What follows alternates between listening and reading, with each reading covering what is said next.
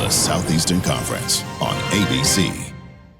In a conference of chaos. The ball comes out, touchdown. Vanderbilt takes down number 1 Alabama. LSU wins. Good serve, pulls the upset.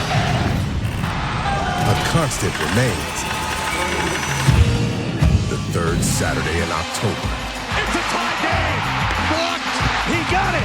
Don't take this opportunity for good. There is everything on the line. It's time to cut it loose.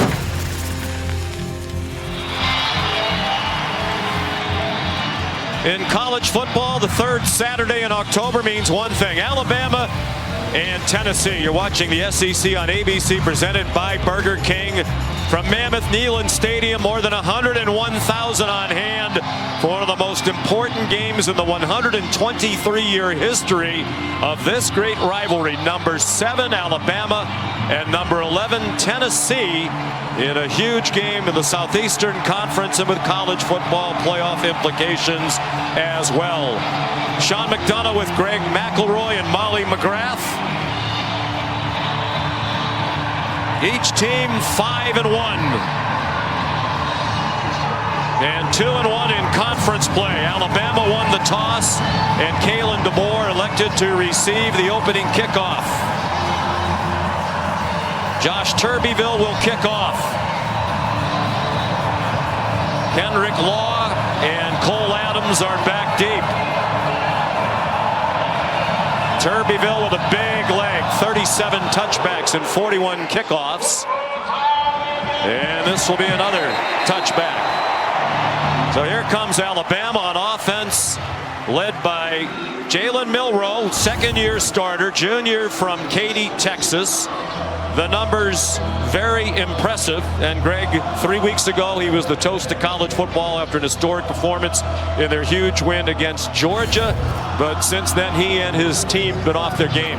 They have. And last week was really kind of an uncharacteristic performance for Jalen Milroe. A couple of mental mistakes, things that he had not done all season long. So trying to bounce back in a big way against an elite defense for Tennessee. They open in the pistol with Jam Miller, the running back. He'll alternate as the running back with Justice Haynes. Miller stopped behind the line of scrimmage. It's been a terrific defense for Tennessee so far this year. And Will Brooks came up from his safety spot to make the tackle. It's going to be very important for Alabama to be efficient on first and second down. This Tennessee defense forces a lot of negative plays, and they're elite rushing the passer. So you have to avoid the obvious passing situations on third down. Milroe dealing with deafening noise.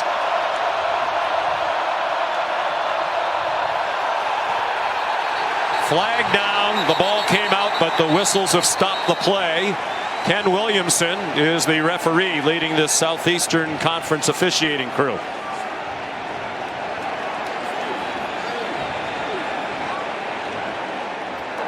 Snap infraction.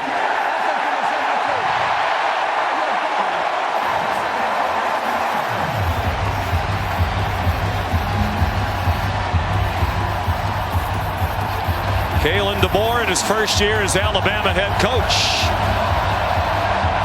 was riding high when they were 4-0, but he's come under criticism the last couple of weeks after the shocking loss at Vanderbilt and the very narrow home win against South Carolina.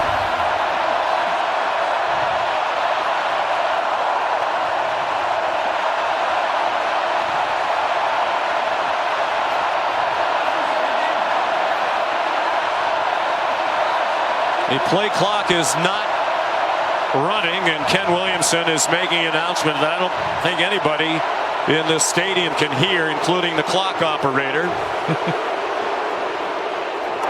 Thank you.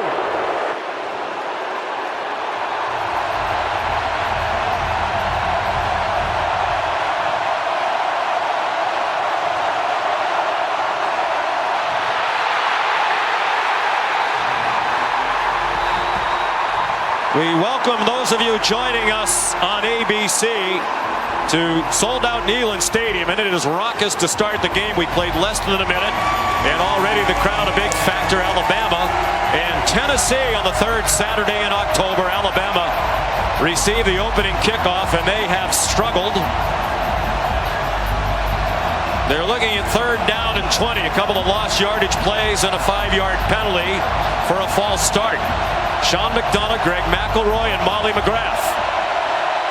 Jalen Milroe is the Alabama quarterback. Flushed from the pocket. Fires too high in the general direction of Emmanuel Henderson Jr. So the Tennessee defense, which has been one of the best in the country all season long, forces a 3-and-out to start the game. They have not given up more than 19 points in a game this year through 6 games. A disastrous start for Alabama offensively. 2 tackles behind the line of scrimmage, a bobbled snap by Jalen Milroe, a false start. Just a terrible start on the road. One of the best punters in the country, James Burnham. Not his best effort. It takes a good Alabama bounce, and Tennessee will start at the 39. These teams similar paths to get here. Won the first 3 games handily. Big wins in game 4. Alabama, that huge win over Georgia. Tennessee won at Oklahoma. But then a speed bump. The shocking loss for Bama at Vanderbilt. Tennessee lost at Arkansas. They bounced back with wins, but not satisfying to the fan base, as Alabama closer than expected win at home against South Carolina, hanging on at the end, and Tennessee had to go to overtime here to beat the Florida Gators. And these are the sides of the ball that have struggled. Tennessee's offense very inconsistent, and Alabama's defense giving up a lot of big plays the last few weeks. Nico Iamaleava, the redshirt freshman, first-year starting quarterback, throws a slant behind his intended receiver, Brew McCoy. There are the numbers. Of course, the first 4 games against lesser competition, Chattanooga, NC State, Kent State, and then Oklahoma. The last 2, the yards per game way down, and the sacks have been a huge issue. They like to go quickly. Dylan Sampson, the SEC's leading rusher, got 2. It'll be 3rd down and 8. Deontay loss on the stop. And you can tell Nico Iamaleava, really a young quarterback, and you can always look at the quarterback's eyes to tell their comfort level. Starts to the left, scans back to the right, then goes back to the left before finally finishing on the right. He just looks unsure. His feet are not in sync. His eyes are not in sync. So Josh Heupel's got to really calm him down on a big stage today. Short set, and that one's on target to McCoy. Chopped down with a first down inside the 40-yard line. A gain of 20, and Tennessee will run quickly to the ball. And a great job by Nico Iamaleava, recognizing the dropout, waiting for that second window. He gets behind the Alabama defender and he throws a strike. That's a great start from the quarterback. 6'6", 215-pounder is Iamaleava. On the run, Dylan Sampson. The ball comes out at the end of the run. Alabama saying they have it, and the officials concur. Jahad Campbell recovered the Sampson fumble. That's the first lost fumble of his career.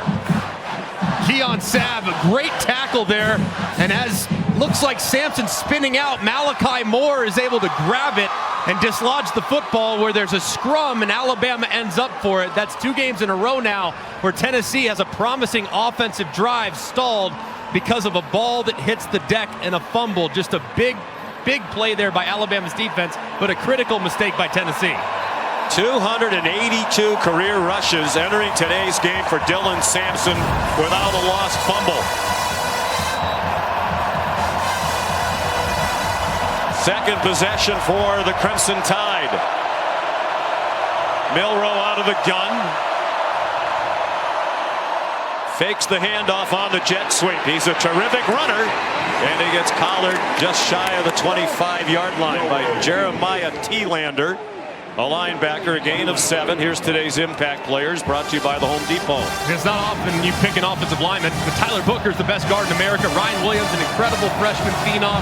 James Pierce, the pass rusher, and Jermod McCoy matched up with Williams on the outside. Alabama going quickly as well. Completion out in the flat to Jam Miller. He got taken down by Ricky Gibson. a cornerback for Tennessee. The ball marked about a half-yard short of the first down. Third down and a foot. Both teams substituting.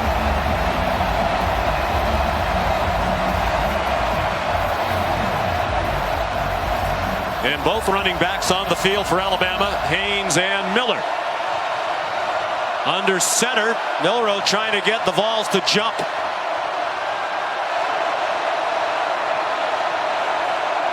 Play clock down to 3. They do snap it. He takes off running and got tripped up, or he had a lot of green grass ahead of him. Will Brooks might have saved a touchdown. Great call and beautifully executed. And really nicely done by Jalen Milroe, recognizing that the left side is going to collapse, anticipating a surge right up the middle. Milroe finds at the outside, and if not for an incredible shoelace tackle by Will Brooks, he would have been to the house. Brooks held it to a 9-yard gain. They're out to the 36 on the second possession of the game for Alabama. After the fake, incomplete pass to C.J. Dupree, one of their tight ends, a transfer from Maryland. It's going to be so important for Alabama today in the offensive line to neutralize this Tennessee defensive front. They are really good across the board. They play as many as 12 guys on that defensive front, so not a lot of guys have a ton of snaps, so they're all fresh throughout the game. So expect Alabama to try to win on the perimeter with short passes and sweeps to the outside. Milroe rolls to the right, running out of time, and it's incomplete off the hands of Ryan Williams, the great freshman from Mobile. Andre Turrentine, a safety, closest in coverage. A big down here for Alabama. 3rd and 10 early in the game. They've really tried to make it a point of emphasis to avoid 3rd and long situations. It's a ferocious pass rush. Watch the right side of the offensive line. That's where Alabama's had some struggles in protection, and I would expect Tennessee to try to take advantage of that side all throughout the game. The center, Brailsford's terrific, as are the left guard Tyler Booker and the left tackle Caden Proctor, all of them with All-American potential. Play clock down to the end again. And a flag thrown along the line of scrimmage, so not for a delay. Ken Williamson, we might be able to hear him this time as the crowd has calmed down after a frenetic start for this huge gathering. Offside, by contact, defense under 55. 5-yard penalty. Go down. Omar Norman Lott, who's had a fantastic season in the middle of that defensive line, but that's a miscue. He's a highly important player. Alabama's right guard, Jaden Roberts, has had some challenges, so Norman Lott's going to be over him most of the game, and that's a matchup that Tennessee feels like they could take advantage of. More manageable 3rd down now for Milroe, and the Tide from the 41-yard line. Blitz up the middle. It's picked up. Milroe resets and fires a strike for a first down. Ryan Williams the catch at the Volunteer 44-yard line. And just a great job by Jam Miller meeting the linebacker right up the middle. They tried to blitz him. He picks it up, gives Milroe plenty of time, where he finally finds Williams working across the middle in man coverage. That was a nice throw and catch, but it wouldn't have happened if not for the terrific protection. There are 2 Volunteers down after the play. Norman Lott at 107th meeting all time between Alabama and Tennessee. Dates back to 1901. It's been played on the 3rd Saturday of October since 1939. Alabama has dominated lately, winning 16 of the last 17. Tennessee had dropped 15 in a row to the Tide before they won here for Josh Heupel in 2022 in a wild 52-49 game. On a last-second field goal, the goalpost wound up in the Tennessee River. Quarterback draw, Jalen Milroe on 1st and 10. He got dropped by Jackson Moy. Down on the field, here's Molly McGrath. Well, Sean, crowd noise is absolutely deafening down here when Alabama has the ball. Their quarterback, Jalen Milroe, was frustrated with his inability to communicate with his offensive line, saying, "They can't hear me." He went over to that group on the sideline, said, "Stay calm. I got you. I will get us going." That's exactly what he's done with some crucial runs early. They've been practicing with noise all week. Another flag and another crowd influence penalty perhaps. 5-yard penalty. It remains second down. Having played here 3 times in 2006, 2008, and 2010, this place is absolutely bonkers. It is so loud, so difficult to communicate. I'm talking to Kalen DeBoer this week. This is his first trip to Neyland, so maybe underestimating how loud it would be by forcing their quarterback to communicate so much here in the early going. Interesting, he put the offense on the field to start the game as well. On 2nd and 16, Milroe diving attempt, and it's incomplete. Intended for Ryan Williams. Their leading receiver is a true freshman. And the huge game in the win over number 2 Georgia 3 weeks ago in Tuscaloosa when he had 177 receiving yards. And the scintillating 75-yard touchdown to win it with 2:18 to go. 177 yards receiving, second in Alabama history by a true freshman. And there he is, lined up at the bottom against Jermod McCoy, but this is looking like a zone coverage for Tennessee. David Bailey had 187 receiving yards against Auburn as a first-year player. In 69, his receiver slipped down. It was Williams again beyond the first down markers. But he slipped down on this natural grass field, and Milroe is now 2 out of 7 for 17 yards. And he had him too. Williams breaking across the middle, zone coverage. And because the ball is thrown just a little bit behind him, Williams tries to stop, just can't. Feet go out from under him, and that's a missed opportunity there for the Tide. There's James Burnip to punt for the second time. His 49th game as the Alabama punter. Tumbling punt and a fair catch made by Jermod McCoy. 36-yard punt. No score. Tennessee will be on offense for the second time on this glorious day when we come back.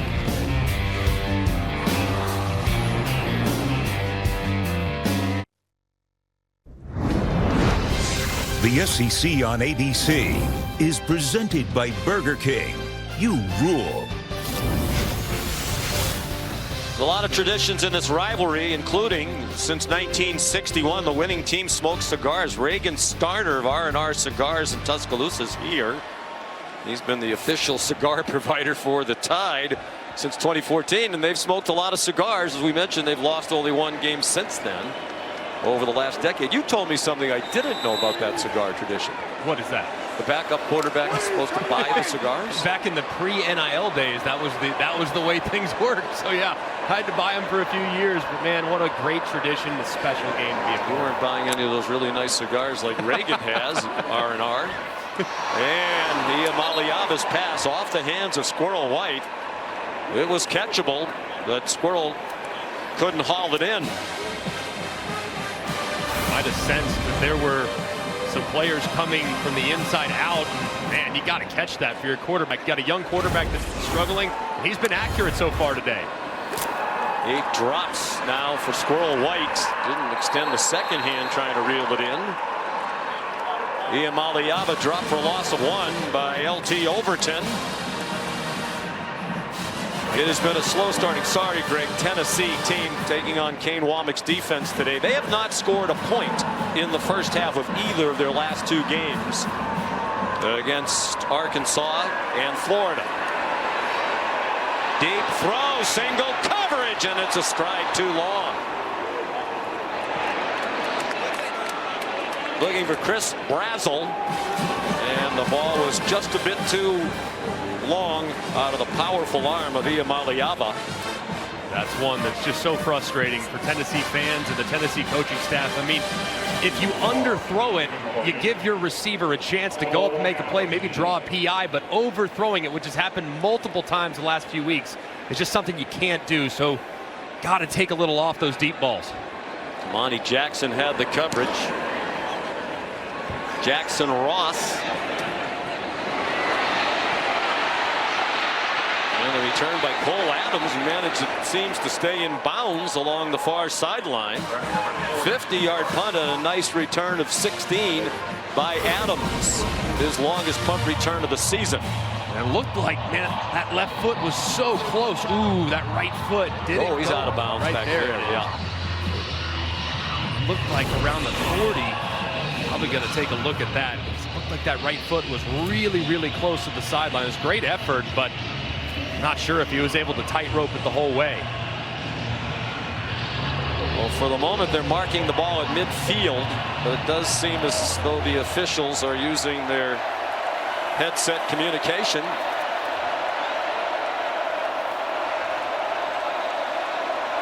So they'll snap it from the Tennessee 49. Justice Haynes in at running back. And I think the officials stopped that for a closer look at the. Out of bounds at the spot of the snap. The previous play is under review. Yeah, the officials almost waited too long. John Almond is the replay official today. He and this crew were kept very busy last Saturday night in the Ole Miss game at LSU. That's the 40-yard line he's approaching now. Perhaps still in bounds there, but I think it's the next stride or two where he goes out. That's the one that looks really, really close, and the left one isn't out there as well. And remember, you have to have inconclusive or conclusive video evidence beyond all doubt to overturn. So is there enough based on those two angles to see if he's out? Well, at the very least, it looked like that last step was clearly out and at his own 49-yard line instead of the plus 49. So at the very least, Kalen DeBoer's team, I think, is going to lose 2 yards of field position. How quickly it can turn, Greg, and you played at Alabama and still live down there. Kalen DeBoer 3 weeks ago, the toast of college football. Huge win in one of the great games that many people have ever seen against Georgia. But then they lose to Vanderbilt, a shocker, and he has taken a lot of heat in the last couple of weeks. A lot, and I think people have this expectation that Alabama, after losses, they come out angry and they just dominate the competition. That's not entirely true. There have been several times where teams have had to play their way through challenging stretches, like last year. Alabama struggled times in October, and then in November they were playing their best football. So I think just learning his team, a lot of new players, a lot of young players, but they have been inconsistent in performance, and when the expectation is as high as it is for the Alabama Crimson Tide, he is going to come under criticism being the newest member of that team. All new systems, these players are learning. And you saw the record. He has just about as incredible a record as I've ever seen by almost every standard. The overall record in 10 years as a head coach is 109-13, with 3 national titles in 5 years at his alma mater, Sioux Falls. After further review, the runner stepped out of bounds at the Alabama 48.5-yard line. That spot will be first down. So they bring it back about 3 yards. He said 48.5. And how about that number? 13-2 against the top 25. That started at Fresno State. He lost his first game against a ranked team when he was at Fresno to Oregon, then won 12 in a row before Washington lost to Michigan in the national championship game last year. Then, of course, the 13th win was against Georgia, then ranked number 2 earlier this season. He is a great coach. I think his personality lends itself too, because he's so easygoing that his team plays very loose in big environments. So the ball back at their own 48.5, single coverage near side, and the ball thrown out of bounds in the direction of Ryan Williams with Jacoby Thomas in coverage. Jalen Milroe said he loves playing for Kalen DeBoer. He enjoyed his time with Coach Saban, but he said after those years of playing for a defensive-minded coach, it's been fun to play for an offensive background head coach. I think he's definitely empowered Jalen. He's played very confident football as a receiver. Williams got blasted in the back, but he held on at the 35-yard line. Took a sturdy hit from Jermod McCoy. And this is a big collision. Boom! Right there by Jermod McCoy. They believe that they can be physical with Ryan Williams. He's an excellent deep threat and is always a threat to go the distance, but he hasn't really faced a super physical secondary, and Jermod McCoy making his presence felt there after the catch. And he's just 175 pounds, Williams. The flip goes to Kenrick Law. He's inside the 20 and chopped down at the 15-yard line. Perhaps another touchdown-saving tackle by Will Brooks. It's a 20-yard pickup. And a great job, too, out in front. Watch Robbie Oots, the big tight end at 275 pounds, securing the edge and pancaking a Tennessee defender. Just great use of misdirection there. And I love, if you're a quarterback, seeing a completion like that gets out the gate. And it goes as a pass. The flip forward, just the third catch of the year by Law, the junior from Shreveport. Alabama on the move at the Tennessee 15. Plenty of time for Milroe. Catch in the flat by Justice Haynes. And he's taken down again by Will Brooks, the fifth-year senior who's from Alabama, from Birmingham, out of Vestavia Hills High School. He's got a lot on his plate today for sure. And in this part of the field, 10-yard line, first and second down, this is where Alabama really likes to utilize Jalen Milroe's legs. If you look at their last 9 red zone carries, 8 of them have been by their quarterback. So anticipate quarterback run here if you're Tennessee's defense. Yeah, they love it with this empty situation. Tight ends bunched to the left end of the line. Milroe stopped for a loss. They knew that quarterback run was coming out of that formation. Jacoby Thomas took down Milroe for a 5-yard loss. And a great job right here on the edge.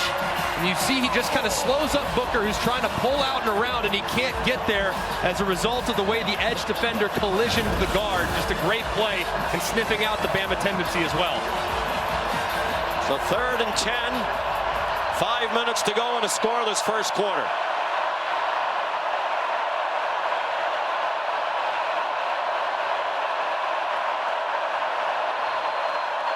Milroe given a nice pocket again over the middle, caught, and it is a first down for Justice Haynes. Arion Carter, the linebacker, made the tackle. They're playing without their leading tackler, defensive leader Keenan Peely, out with a knee injury. Haynes stacked up as he tried to go up the middle. Omar Norman Lott stuffed him after a gain of 1. And Tennessee showing 0 pressure on that 3rd down, where everybody is blitzing overload. They're able to get the running back out, working against the end man on the line of scrimmage. He breaks inside. It's a perfectly designed play by Kalen DeBoer and offensive coordinator Nick Sheridan, taking advantage of the pressure look from Tennessee. There's Peely, 7th-year player, spiritual leader in addition to being a terrific linebacker, but they like their talent in the game. Milroe intercepted along the near sideline. Jermon McCoy across midfield. Terrible interception thrown by Milroe.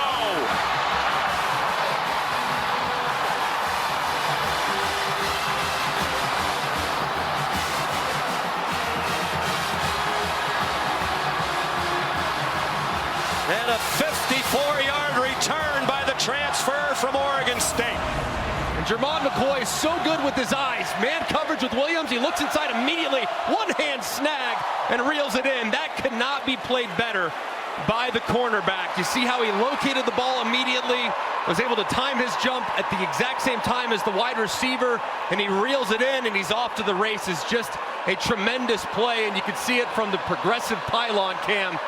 Outstanding. Milroe shaking his head. That's been a problem lately.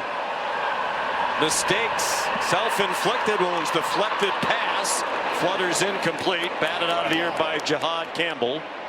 There is also a flag. It was a great play by McCoy, but what about the decision by Milroe? That looked like it had no chance. Offense number 74. 10-yard penalty for the previous spot. Repeat first down. John Campbell Jr., the right tackle, called for the penalty. I don't have a problem throwing it on a second inside the 5. Don't love the decision to throw it on a back shoulder when the defensive back is really good using his eyes. If anything, I'm going to work the other side. I don't want to work Jermon McCoy because I've seen on tape multiple times this week where he makes plays on the ball because of how physical he is at the line of scrimmage, and then he can play the ball in the air. McCoy thought about going down in the end zone and saw all that running room ahead of him on the delay. Deshaun Bishop is the backup to Dylan Sampson. He's done a good job when he's been called upon. Bishop averaging just under 7 yards per carry on 48 totes prior to today. Got 7 on that one. Iamaliava, man breaking free in the air, mailed it again. That was a touchdown, and it was on target to Squirrel White. Man, I mean, I don't know what to say. I mean, as a quarterback, you got to keep throwing them, keep taking your chances, keep trying over and over and over again. But these misses, even dating back to last year with Joe Milton, how many misses he had in this offense. Guys are open. You got to hit them. All it takes is one, though, and it can completely flip your confidence level. But a huge miss by Nico. We talked to both coaching staffs yesterday about their recent struggles. They both said we're so close, and we've seen it already. A couple of misses by Iamaliava. Interception thrown by Milroe. Here's a flag. It was intended for Dante Thornton Jr. Jalen Mbakwe had the coverage and is likely going to be called for pass interference. True freshman from Clay, Alabama. Massive, massive play. Pass interference, defense number 9. Penalty will place the ball at the spot of the foul and includes an automatic first down. Just massive. 3rd and 13. And the freshman Mbakwe, very clear. Early arrival on the slant. You have blitz coverage. You know that the ball's coming out really quickly, but the freshman makes a critical error, and Alabama's been penalized so many times this year. It is beyond frustrating for this coaching staff, and many times too, Sean, on 3rd down that continues to extend drive. 3rd down for Alabama has been a real problem. That gives Tennessee the first down. Bishop bounced inside, got very little. LT Overton in on the tackle for Alabama. Gain of 1.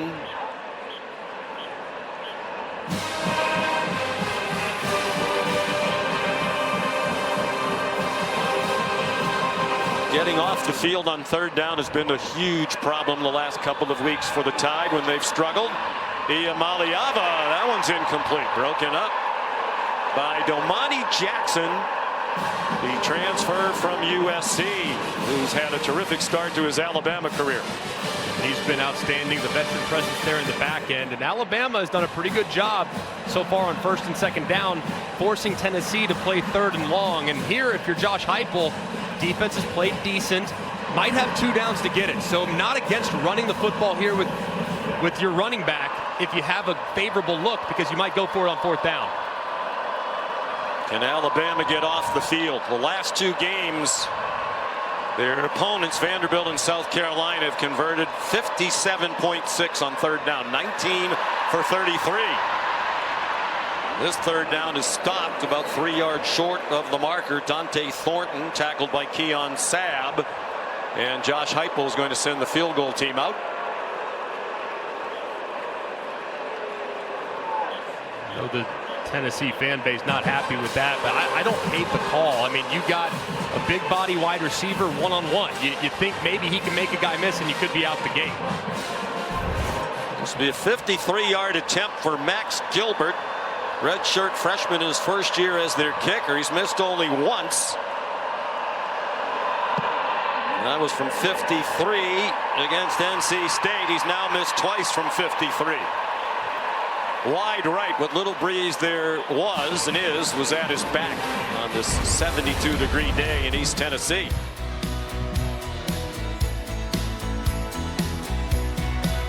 Close, but no cigar.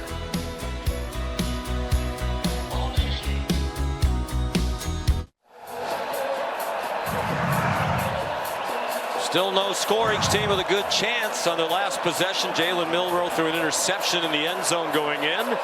Tennessee just missed a 53-yard field goal. That's 12 straight first half possessions without scoring a point now for the Vols.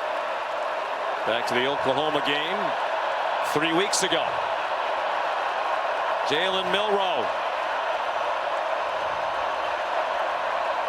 with Jam Miller, the running back. He gets the call. Good bounce outside to the left, and a quality first down gain out across the 43-yard line. They'll give him 7. So much of Alabama's rushing attack has come from Jalen Milroe all season long, but they feel pretty good about how the offensive line is progressing in the traditional run looks, and that was a nice surge there. Ryan Williams, 6th time he's been targeted, most in a quarter this year. And a 5-yard gain there for an Alabama first down as we approach a minute to go in this first quarter. That was a well-timed throw by Jalen Milroe. The ball is out and en route before Ryan Williams turns around. But you can see they are making it a real point of emphasis to play very physical with the freshman. He's having a great start to his career. He asked him if he's exceeded his own expectations. He said no, we have very high expectations for himself. Tennessee was offside there. Movement right over the center, Brailsford. Offside, defense number 21. The movement by the defense, caused the offense to react. If you lose 5 yards, it remains first down. It's interesting. Williams had high expectations. You wonder what the coach's expectations were. When he got to Tuscaloosa in the preseason, Ryan Williams was on the practice field with the threes. Not even with the second team, but didn't take long, a couple of weeks before he started turning heads. And Jalen Milroe eventually said to the coaches, hey, this guy needs to stay on the field with the ones. He's never going back with the 2s or 3s. Back shoulder throw over the head of Ryan Williams. Well, a likable young man he is, too. For all the success that's happened right out of the gate, he has taken it all in stride with a great humility, at least in our chat. Special. I mean, it's just, sometimes you can just tell the way he carries himself.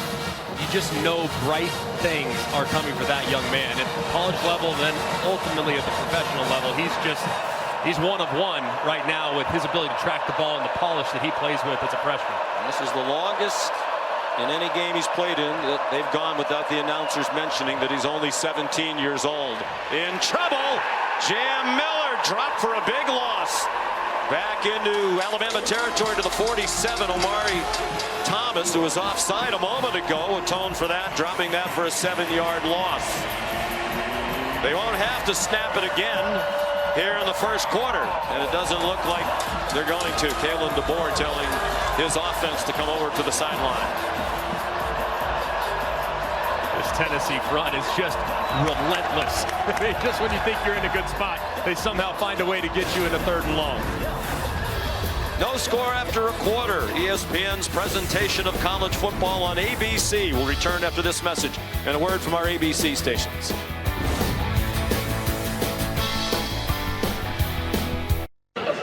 Coach, you just spent some time talking to Jalen Milroe. What did you say to him before this 3rd and 12? Just some things we always talk about as far as, ball placement and decision making and things like that. So, we just got to keep playing ball. Each play is its own play. All right, thanks, Coach. Yeah, thank you. They controlled the ball in the first quarter, had it for over 11 minutes, ran twice as many plays as the Vols, and first play of the second quarter is 3rd down and 12 from their own 47.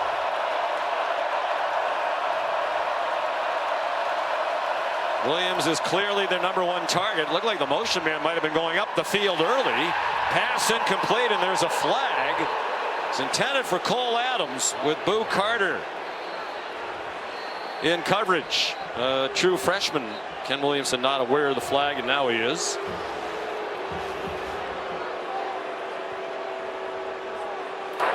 Pass interference, defense number 23. Penalty will place the ball at the spot of the foul. Automatic first down. Big mistake there by the freshman. Cole Adams does look like he's starting upfield a little bit there. Might have gotten away with one, but as he's working across, it looks like Carter grabs him with that left hand to slow down Adams and to allow him to recover a little bit. So a good call by the official, but a big mistake. Another 3rd and long converted because of a penalty by one of these two defenses. Already 4 penalties against the Volunteers. 2 tight ends on the field now for Alabama from the Tennessee 33. On the delay, Jim Miller made the first man miss and then got tackled inside the 35 after a 4-yard gain by Caleb Perry. That part of the offense is going to be so important for Alabama throughout this game because of how good that pass rush is.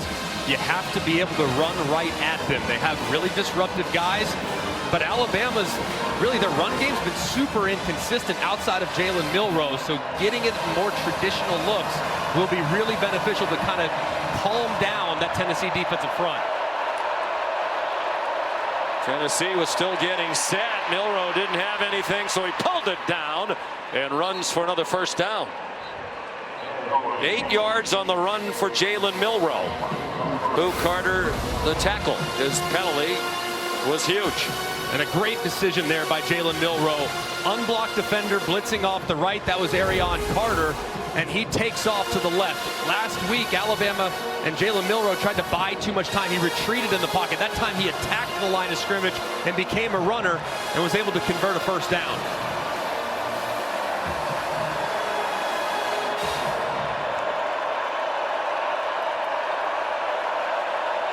First and 10. Opening minute and a half of the second quarter. And a timeout called by Alabama with the play clock running down. Timeout. Alabama. First timeout this half. We have 30-second timeout.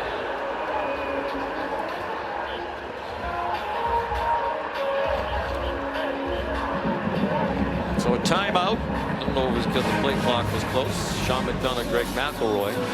Now, watching this Alabama team on TV prior to today and on tape preparing for this game, my question to you as somebody who's around the Alabama program all the time, in addition to Ryan Williams, after Ryan Williams, who's a true freshman, who's the next wide receiver you can really count on?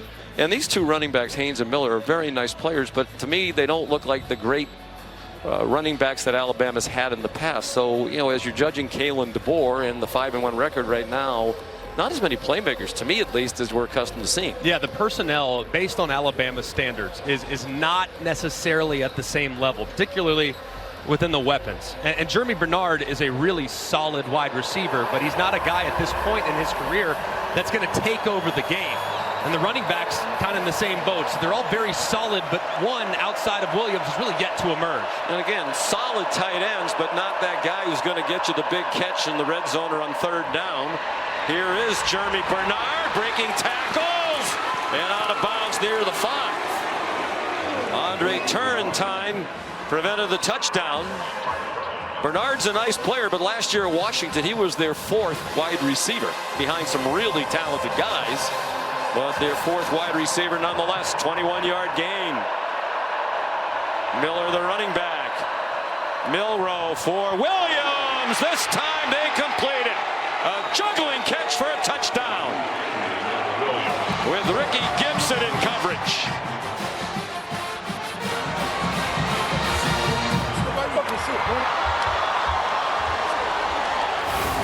Well, we suggested it earlier. Jermod McCoy's so good with his eyes, you might want to work the other side. This time they do. It's Ricky Gibson in coverage.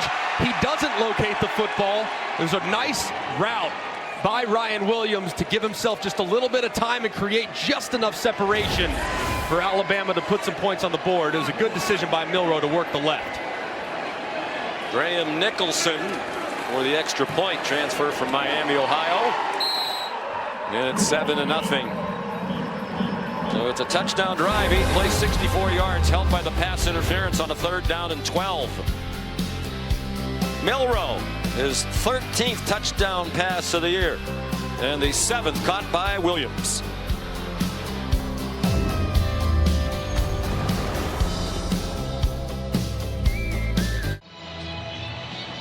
This is the start of a great SEC on ABC doubleheader. We're finished here in Knoxville.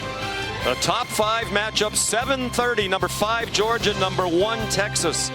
Saturday night football presented by Capital One. Texas 6-0, Georgia 5-1. Texas playing in a first top 5 matchup since 2008. They took on the then number 1 Oklahoma team.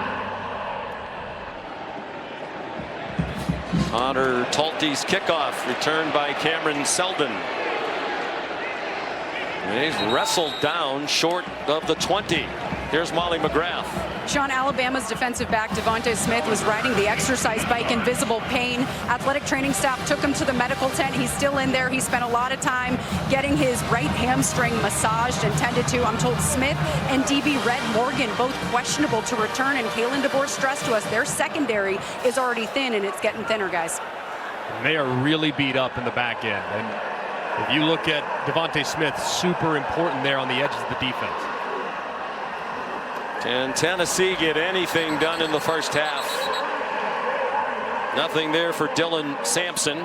Tim Keenan stuffed it.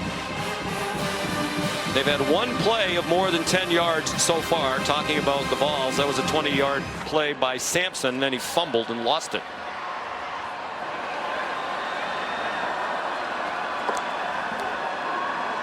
Nico Iamaleava, wide open receiver. Ethan Davis, tight end, to the 30-yard line, and there's a flag. Crowd thinks that Iamaleava was roughed, and they're right. Defense number 90, 15-yard penalties and then the run, automatic first down. Jordan Renaud, the redshirt freshman from Sarasota. Looked like he won inside, but he just continued on and throws Nico Iamaleava to the ground, and that's a good call by the official. I mean, it's not crazy vicious, but it's unnecessary. So just a poor decision there by Renaud, who'd started to see his playing time increase these last couple weeks. Nico Iamaleava's parents, Iamaleava family from Southern California.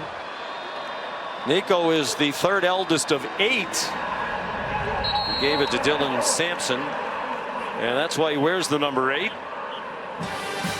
One of 8 children. They have another quarterback on the way, younger son Madden. Nico told us yesterday he's just committed to play at UCLA. Out of Long Beach Poly, Nico throws as he was getting taken to the ground. Apparently was backward, scooped up and advanced past the marker by Dylan Sampson. Iamaleava is still down, and for the moment they're marking the ball at the 41-yard line. The gain is nice, and it was an opportunistic and smart play by Sampson, but man, this is potentially terrible for Tennessee. Nico Iamaleava moving over and gets tackled to the ground, and you see his body just kind of contort back just a little bit. And it was Justin Jefferson making the tackle. I think his knee's down, the ball still in his hand. And I would guess the replay will take a look at that, and they'll bring that one back. All eyes on Iamaleava, still being tended to. Previous play is under review. While we were away, Nico Iamaleava walked gingerly off the field right into the medical tent, injured on this sack, and they have brought the ball back to that spot. His head hit the ground very hard. He was grabbing at his back, as you can see, his lower back, shortly after hitting the ground. So he's out, and the new quarterback is Gaston Moore. Gaston Moore has been in this offense for a really long time, and a tough spot to be thrust in here, 3rd and 9 against this pass rush, but he's very comfortable in this offense. Throws deep into coverage, and his first throw of the afternoon is intercepted by Malachi Moore with a lot of running room across the field. Still on his feet and out of bounds near the 35. And Gaston Moore chased him out.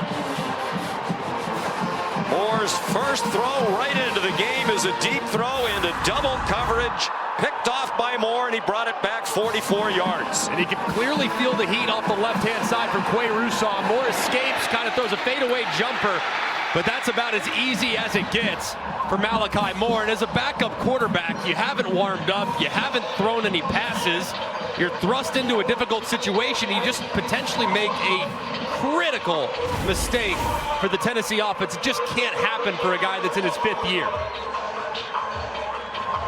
Second Tennessee turnover. Malachi Moore's 6th career interception, a grad student, one of the best safeties in the country.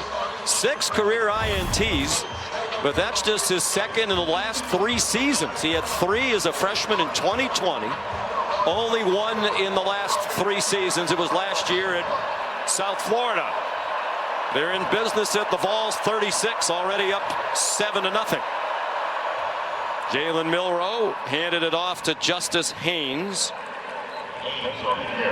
To the 32 for a gain of 4 on first down for the sophomore from Buford, Georgia. Alabama's been pretty methodical so far and just staying committed to the run game. They haven't really manufactured a lot of big plays. That's where their offense thrives. But you got to think they're going to continue to be patient. And those safeties start to get greedy. That's when they'll take a shot downfield. Liam Maliava is warming up on the sideline. All day to throw by Milroe. He's been given good time today, and that throw's too high. He had Justice Haynes open on the sideline. There is a flag down, thrown by the center judge. Holding call against Alabama. Ken Williamson asking Josh Heupel what he wants to do. Probably want to take that, though, because of possibility of field goal range. Holding. Offense number 74. 10-yard penalty. Previous spot. You take second down. Caden Proctor, the enormous left tackle, listed at 6'7", 369 pounds, sophomore. He's engaged forever with Dominic Bailey on the left side. And Milroe holds it for a long time, and he just, as he's falling back, grabs the jersey. It's a good call.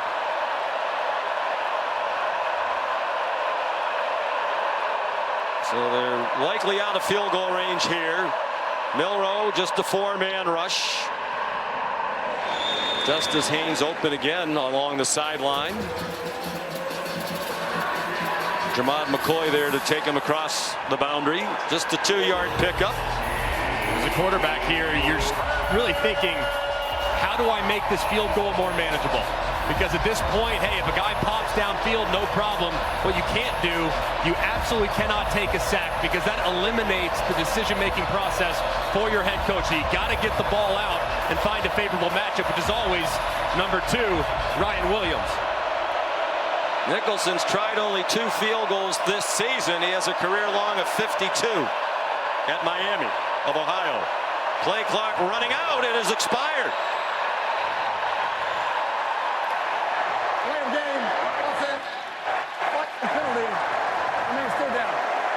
Well, both coaches talked about self-inflicted wounds in recent weeks, and we've seen some on both sides today. 6 Alabama penalties and 4 against Tennessee. Now that one is certainly something that shouldn't have happened. Tennessee lined up that time in a what looked like all-out pressure look. Now let's see if maybe they show that all-out pressure look and then drop out, because 3rd and 20 is not one where you want to be blitzing the house. Milroe, play clock down to 5. Play clock at 1.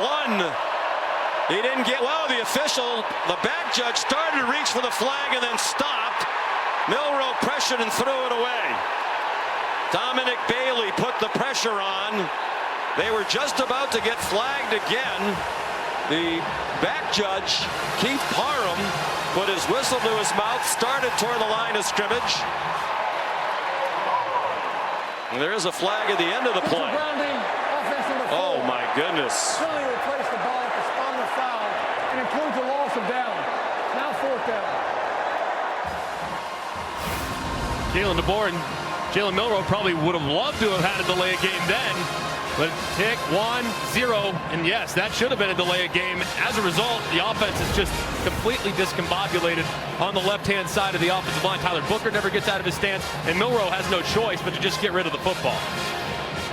Well, having participated in officiating exercise at the Georgia spring game, and you've been there as well, Steve Shaw, national coordinator for officials, brings media members down. I was a back judge, and one of the things I learned, if in doubt, if it's close, the offense gets the benefit of the doubt in that situation. So I think it was a good no flag, because it was very hard to judge. I'm just proud of you for remembering the mechanics. That's all I remember.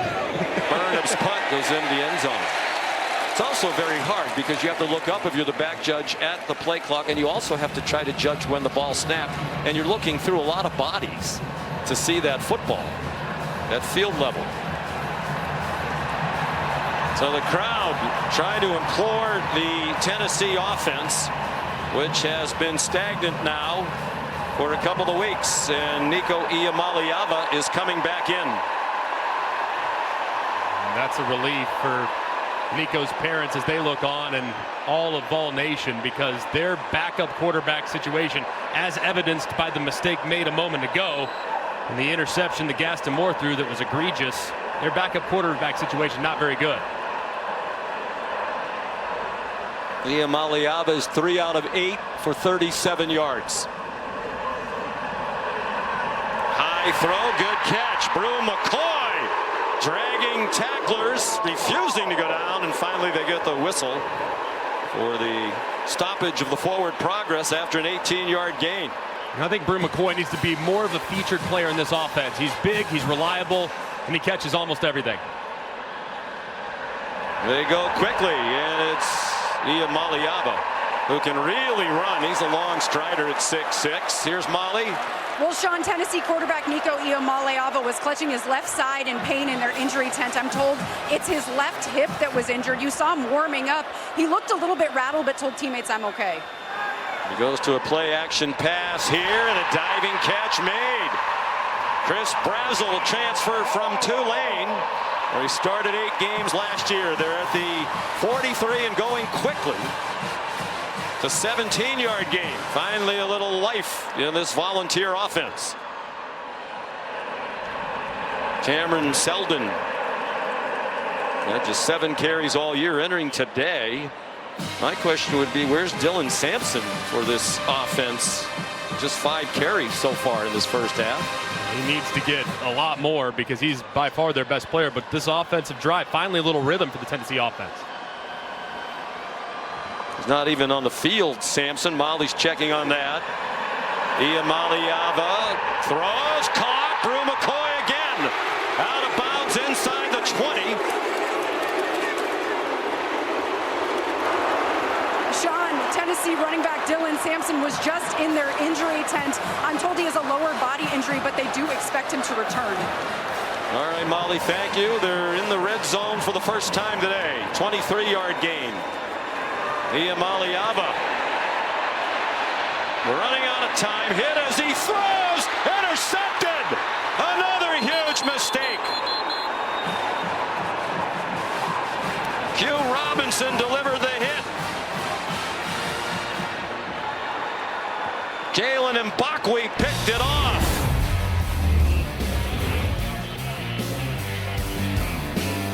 Great pass rush, terrible decision, and Alabama's defense stands up again with another turnover.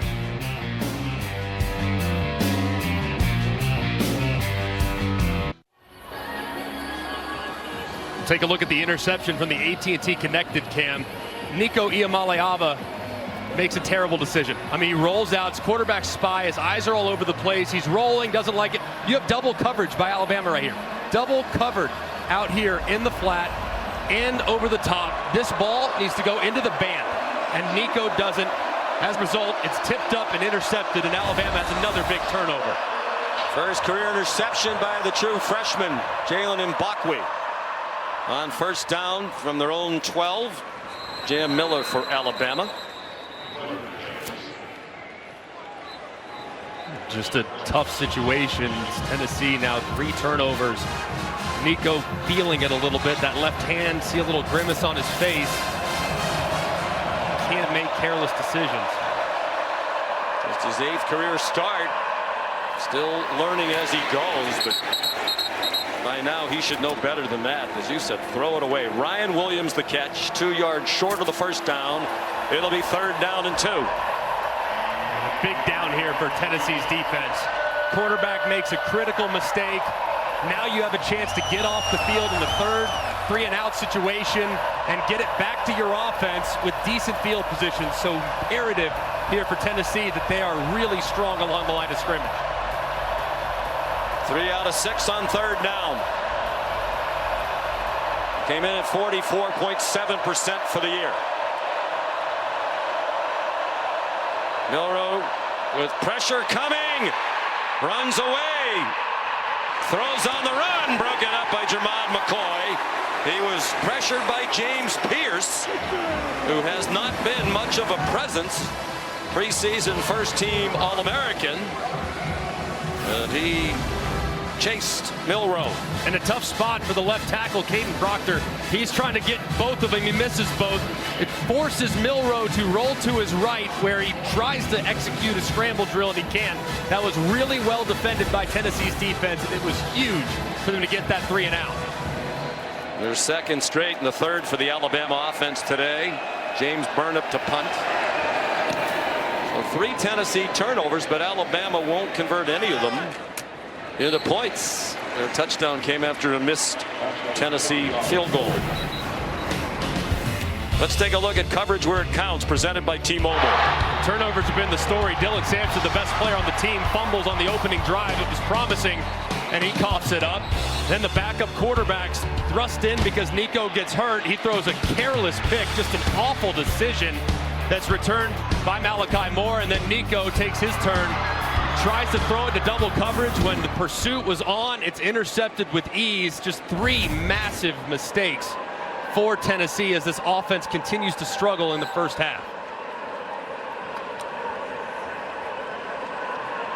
No first half points in their only loss of the season at Arkansas, none last week against Florida. They rallied back to win in overtime. Dylan Sampson back on the field, just his 6th carry. For the leading rusher in the SEC coming in, 116.5 yards per game, 9th best in the country. And 15 rushing touchdowns, most through the first 6 games of a season by any player in SEC history. And it's quite a history. Keon Sabb is injured. Those are the numbers entering today. 6 straight games with a touchdown coming in for Sampson, a junior from Baton Rouge, where he broke a lot of Eddie Lacy's high school rushing records. Sampson's just been incredible for this Tennessee offense. And Keon Sabb, the transfer from Michigan, young man's been playing hurt really all season long, and there is a possibility that, you know, he isn't really able to practice all the time throughout the week, but just continues to give it a go every single Saturday for this team. But he's in a big collision here, and that right foot rolls just a little bit, and he goes to the ground as he's been nursing an injury. I guess I could ask you the same question about Tennessee I asked about Alabama. Where are the stud wide receivers as we've seen in recent years for Tennessee? Yeah. Who's the go-to guy? There really isn't one, and they've all been a little banged up. I mean, they are rock solid. Brew McCoy's rock solid. Squirrel White's got great speed. Thornton, I think, if he can get healthy, he's got a chance to become a number 1. But they've been getting open. It's really been more about the inaccuracies and the issues in protection. It's not really been the receivers as much. Defense number 11. A movement by the defense caused the offense to react. 5-yard penalty. 2nd down. But you're right, Sean. I mean, there isn't a Jalen Hyatt in this Tennessee receiving core right now that just scares you to death. Cedric Tillman among the draft choices in recent years. Josh Palmer, go back to 2020. Jawan Jennings, who's having a really nice NFL career. As you said, it's a good group.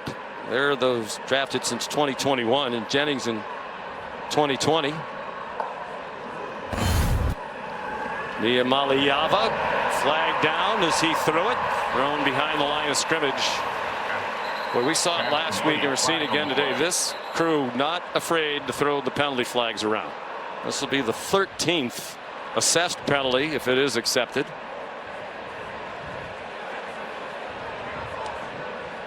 Dante Thornton Jr. to the catch. He came up about a yard short of the first down if the play stands. Personal foul. Hands to the face. Defense number 50. 15-yard penalty. Number 1. Automatic first down. Tim Smith. He's working against the left guard, Andre Carrick. Left guard's head pushing all the way back as Tim Smith, defensive end, defensive tackle, guy can play inside and out. Getting that hand a little bit too high. Another critical mistake from Alabama, just gifting yardage by way of penalty. Big walk-off Down to the 35-yard line. Well, Alabama, huge edge, 2-to-1 edge in time of possession. Josh Heupel's team still down just 7-0. And moving with now under 5 minutes to go in the half. Sampson stopped at the 32 by Deontay Lawson, one of the best linebackers in the country.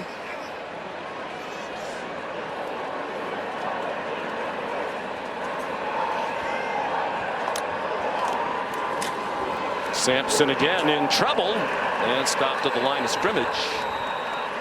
They don't go as fast as they used to, Greg.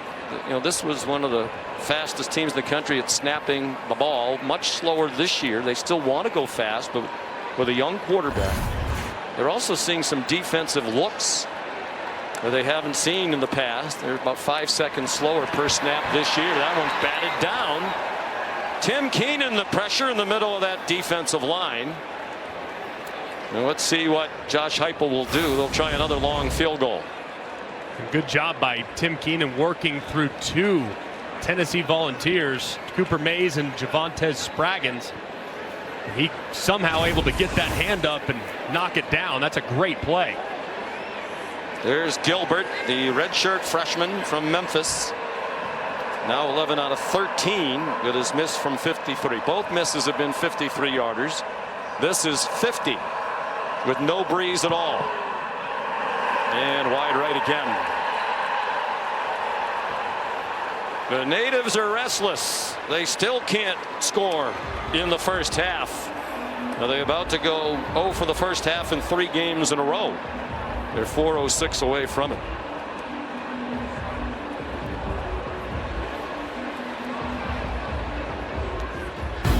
Kick off your NFL Sunday, 10 a.m. tomorrow morning. The Countdown crew at ESPN and the app. All the early breaking stories, injury updates, previews of every game right up to kickoff, and then put a cap on Week 7 with another Monday Night Football doubleheader at 7:15 on ESPN and ABC. The Baltimore Ravens and the Tampa Bay Buccaneers, and then at 8 exclusively on ESPN Plus, the Chargers in the beautiful Valley of the Sun to take on the Cardinals. Jalen Milroe dumps it off. C.J. Dippre, the tight end, up and over and out of bounds with a gain of 7 on first down. This is going to be important for Nick Sheridan to continue to do. This is a really good defensive front. The offensive line's hung in there pretty good, but they got to move the pocket and change the launch point for Jalen Milroe by getting him outside the tackles. Straight ahead, Justice Haynes, first down. Alabama 2 timeouts left as we approach 3.5 minutes to go. Tennessee has all 3 in the half. Kalen DeBoer is already thinking at this point, hey, Tennessee gets the ball. Want to make sure, knowing just how fast that offense can execute, you're really mindful about the clock in this situation. Then if you're Josh Heupel, you start thinking about, hey, at what point do I start maybe thinking about using some timeouts, see if I can steal a possession. Milroe faked in one direction and ran into James Pierce for a loss of 3, the junior from Charlotte. Great job by Pierce, dislodging, forcing Milroe up and getting a piece of him to drop for the sack. Milroe, good pocket over the middle, caught near the first down marker by Jeremy Bernard. And the officials signaling it is a first down at the Volunteer 46. That's a big league throw by Jalen Milroe right there. Over the middle, a lot of traffic. That's a throw he probably would have avoided last year, but just shows you the progress he's made under Kalen DeBoer and this coaching staff being really confident attacking the middle of the field in the intermediate portion of the field as well. James Pierce is down on the field. Zone coverage across the board. You see those linebackers part. You try to feed it right there. The safety, Will Brooks, almost is able to arrive. He's just a half step slow, and that's big time too by Jeremy Bernard, knowing contact is coming. Go up, secure the catch, brace for contact, and reel it in for another first down. Certainly got the benefit of a good spot to just barely pick up the first down. Pierce walking over to the sideline, seems to be fine. Let's go back and look at this spot. It's currently right now on the 46-yard line. It looks like it's about right. Pretty close. The yellow line is unofficial, but it does appear like that spot seemed pretty good. Yeah, too hard to overturn, certainly. As close as it was. Last week, Alabama really made a mess of the final 2 minutes of the first half with some critical mistakes that allowed South Carolina to really get back in the game. They talked about it all week long, made sure that situational awareness is emphasized. And here's a situational awareness right now you just talked about. Don't snap the ball.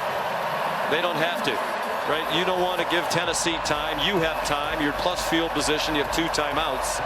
And it doesn't look like they're going to come out of the huddle. 100%. And this is improvement from 1 week to the next. And clearly the coaches and the players have taken to really focusing at a higher level here in these critical moments and the waiting moments. Alabama celebrating. They've had the edge in play, but the lead still just 7-0.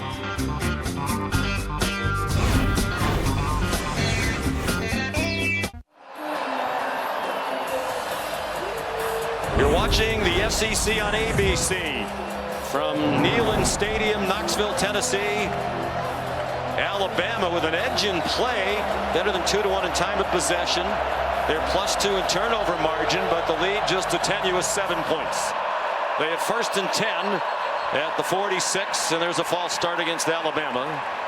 We're at the 2-minute stoppage. Offense number 74, 5-yard penalty, remains first down. Caden Proctor, one of the reasons why it's only 7-0. That's their 10th penalty of the half for 73 yards. Just so brutal, especially the mental mistakes like false starts and illegal snaps. They're on their own 49.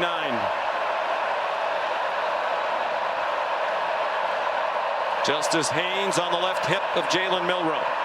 Some twisting inside. They don't get close to the quarterback. Catch at the 40-yard line, 4 yards short of the first down. Ryan Williams the catch. That's the 12th target of the freshman wide receiver in this first half. The rest of the team combined has 11 targets. He is clearly their #1 weapon. Cam Miller jammed down by Tyree West. And a timeout called by Tennessee. Josh Heupel wants the ball back. His team's known for their high-flying offenses at UCF in here, but not recently. Here's Kevin Nagandi. Sean, good afternoon. Capital One halftime report minutes away. Booger McFarland, Darren Orlovsky in studio. We take a look at some of the unbeatens as they continue. Miami getting the W. Army continues to roll. Navy looking very good. Indiana rolling. It's the opposite of this vibe in the first half. What do you see? Because this is ugly. Well, if you're Tennessee, 2 missed field goals, 3 turnovers, you can't run the football, but yet your defense is balling. You got to feel pretty good. And if you're the Tennessee defense, where is Ryan Williams? Because that's really the person that Alabama's trying to get the football to offensively. He was the main target so far in the first half for the Tide offense. We will have plenty of highlights and conversation of this game and get you ready for Texas, Georgia. Back to you, Sean. A great doubleheader of SEC action. This one and then #5 Georgia, #1 Texas. All 4 teams in the top 11. 3rd down for Alabama. You anticipate pressure here from Tim Bakes and his defense. If I'm Nick Sheridan, I'm rolling the quarterback to the right, sprint out, and get Jalen Miller on the move. And Williams, bottom of your screen, single coverage for the moment. So they drop into zone coverage in his direction. Jeremy Bernard, they are going to give him forward progress, but it looks like it's about a half-yard short of the first down. And I would guess Kalen DeBoer is going to go for this. Said he's not always an analytics guy. He said, I've won a lot of games going with my gut. I have a feeling both his gut and the analytics say go for this. I agree with going for it, but I'd let that clock wind a little bit. Again, the old, let's try to get him to jump offside. Robbie Oots, the tight end, shifted. Now they snap it. Milroe hesitated, but a timeout was called before the snap by Tennessee. Timeout, Tennessee. Second of the half. Second timeout.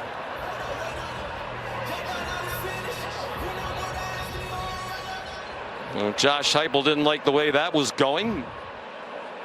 It worked out well for him because Milroe picked up the first down. You can see he's waiting as long as he could.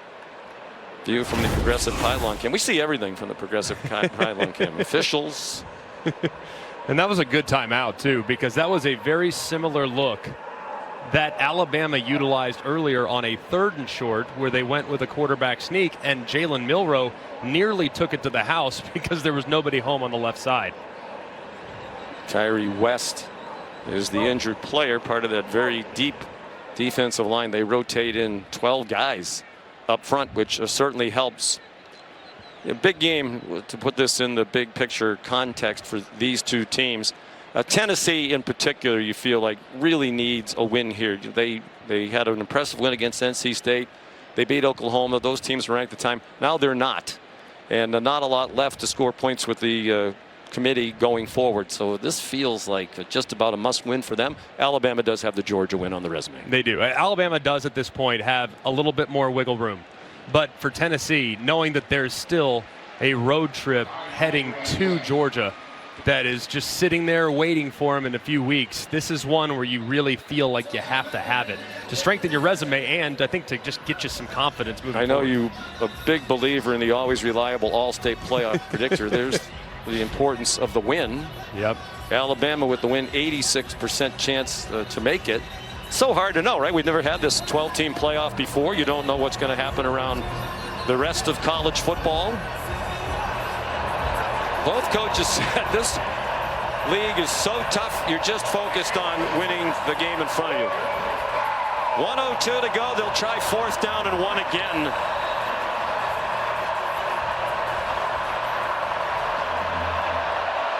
Milroe runs under center. Quarterback sneak. Boy, it didn't look like he went anywhere from here. And I think it's going to be which official marks the ball. The far side spot looked better than the near side.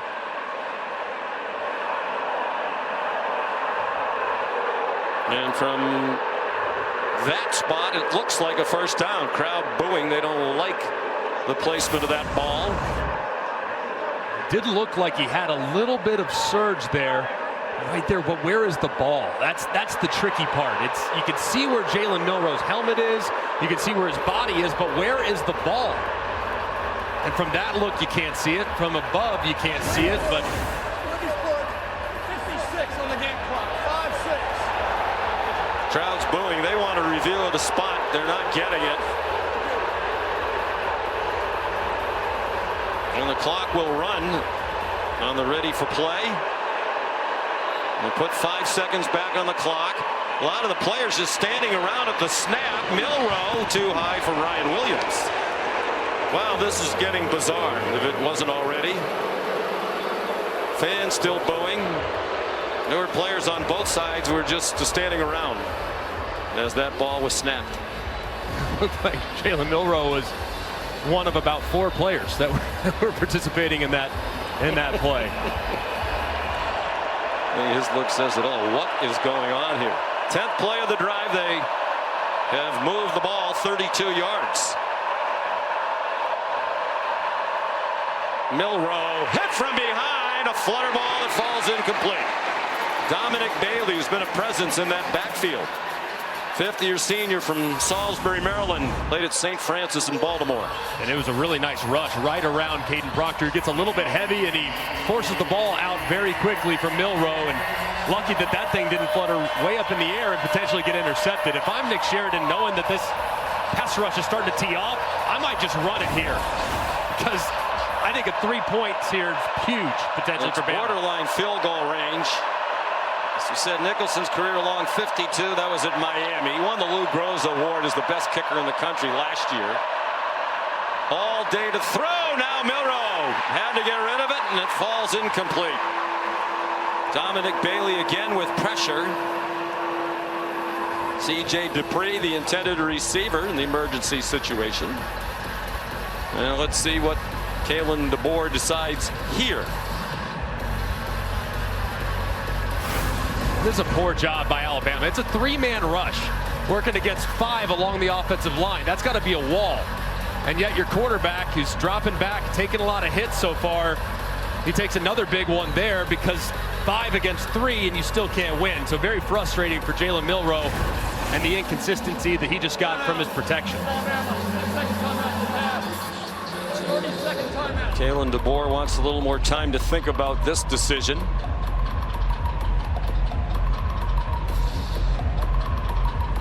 It would be about a 53-yard field goal. Nicholson last year made 27 out of 28 field goals to win the Lou Groza Award, including an NCAA record 25 in a row. Most of those numbers in the past. He's attempted only 2 field goals as a Alabama kicker in his first year from Cincinnati. Has made 1 out of 2.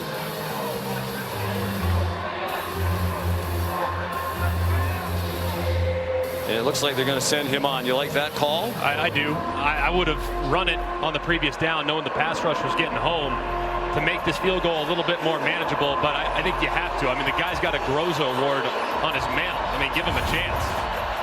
Beat out Will Reichard of Alabama last year for the Lou Groza. The 54-yarder, it would be a career long by 2. No wind to speak of.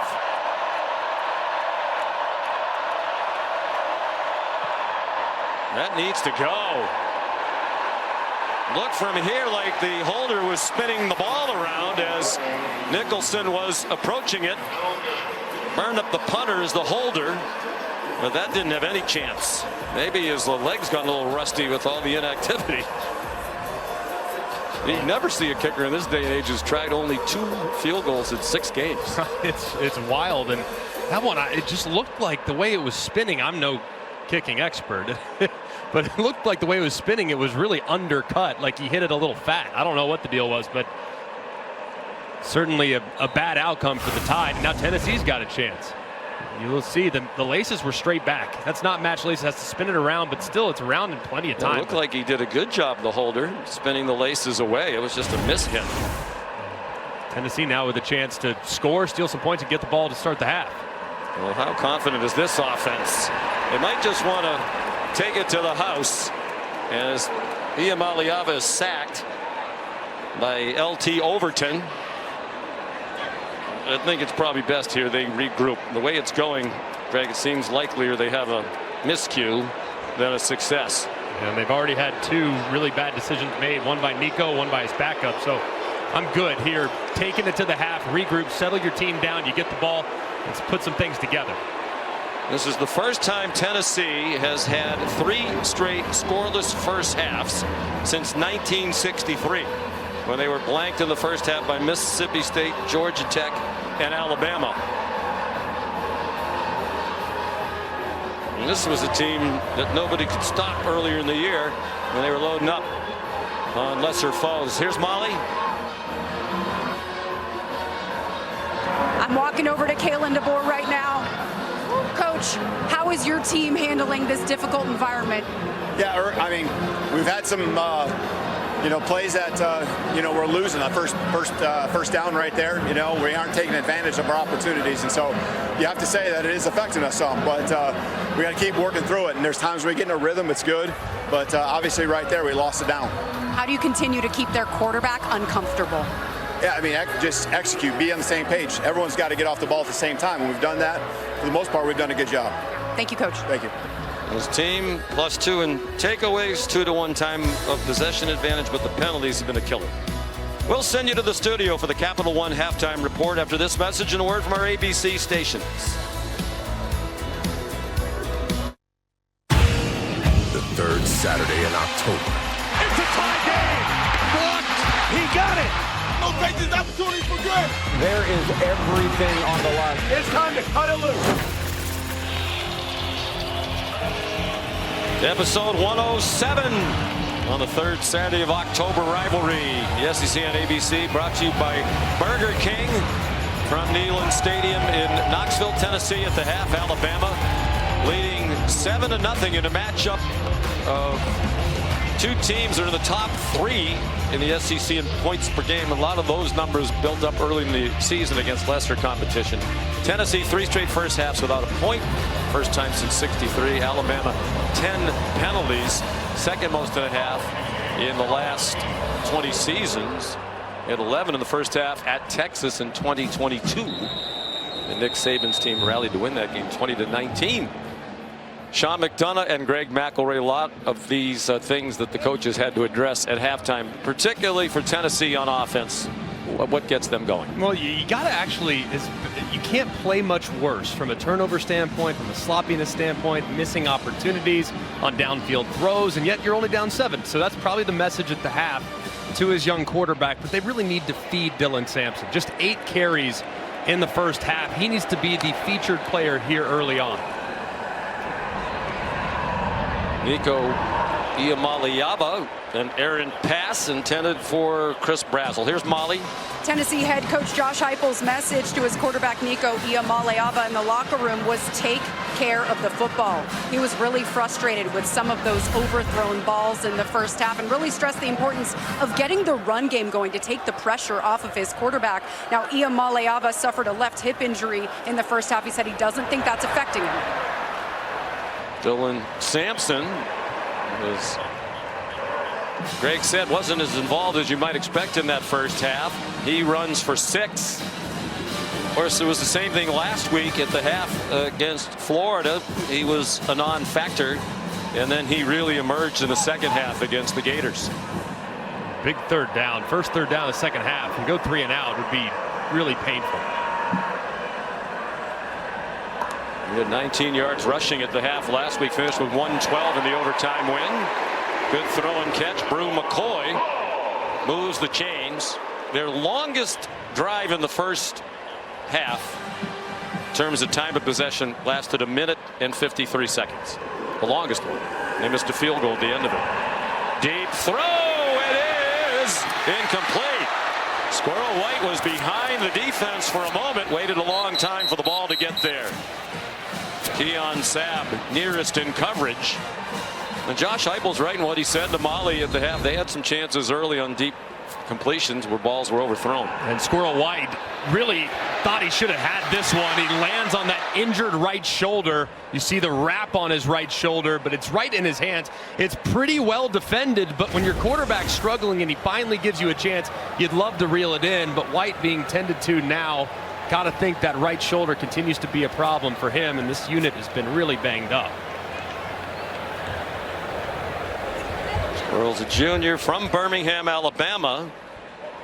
Had a big game back home last year at Alabama. 10 catches for 111 yards and a touchdown from Joe Milton.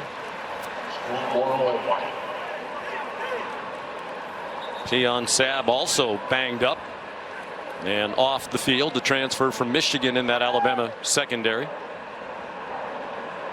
Both those guys just fighting through a lot of pain. So got to tip the cap to both of them. Not at 100%, but given that they're all here in the third Saturday in October. A little more history on 3 straight scoreless first halves. It's only happened one other time in the SEC in the last 20 years. Mississippi State in 2020. Iamaleava going from bad to worse for Tennessee on offense. Deontay Lawson took him down for a 10-yard loss. And really nicely done. Timed it up on the blitz. You have in-breaker from outside in. That is number 22, LT Overton. Lawson comes and cleans it up. Campbell's there as well. Just really well executed on the pressure. 3rd down and 20. 2 out of 6 on 3rd down in the first half. And this crowd, which was as alive as a crowd could be to start the game, is very silent now. Iamaleava scrambling for his life across the line of scrimmage and tackled well short of the first down at the 37-yard line by Jihad Campbell. 9-yard gain. And Tennessee will punt. It's a good job by Alabama. Gave up the first down on the slant to Brew McCoy, but standing tall, forcing a negative play, getting him out of schedule, and getting off the field. Second punt for Jackson Ross. Cole Adams will try to return it, and he's tackled. There's also a flag down. It was the snapper, Matthew Solansky, who got down there to make the immediate tackle of Adams. Flag was thrown at the 20-yard line. There are two back around the line of scrimmage. 48-yard punt by Jackson Ross. Who had a career day at Alabama last year. Punted 5 times for a 53.2-yard average. Best day in Tennessee history for a punter with that many punts. There are 2 fouls on the play. Holding on the receiving team. Number 15, also holding on the receiving team. Number 20. Number 12, excuse me. That penalty will be enforced. At the end of the kick, it'll be first down. I never know, why did they pick me at number 12? Why not you assess it on the other guy? It's a tough spot to be in there for Xavier Mincy, the freshman corner. A lot of freshmen on these special teams units for Alabama. And now to start the second half, they will be deep in their own end with Tennessee's band about 40 yards to their right. A very loud section of the stadium that Alabama's operating in. Try to the Southland band. Big part of it makes the football experience here at Neyland Stadium one of the best in the country. Worst starting field position of the day for Alabama. From its own 6, Jalen Milroe. 15 out of 27 passing in the first half for 142. Gives it off to Jam Miller. He fights ahead for a pickup of 5 on first down. That's going to be really important for Alabama too moving forward. Jalen to drop back and to throw it 27 times against this pass rush, that's just not sustainable. They have to commit a little bit more to running the football between the tackles with Jam Miller and Justice Haynes. They ran for just 14 yards in the first half. Jam Miller gets the first down. Just takes so much pressure off the offensive line when you're committed to the run game. And this is a really, really solid offensive line. Parker Brailsford, one of the best centers in America. Tyler Booker, the left guard, future first-round pick. Caden Proctor is too. They just need to really trust those guys to move Tennessee off the ball. Brailsford, the center, transferred from Washington, where he played for Kalen DeBoer the last 2 years. Well, the run game effective to start the second half. Jam Miller gets 7 more.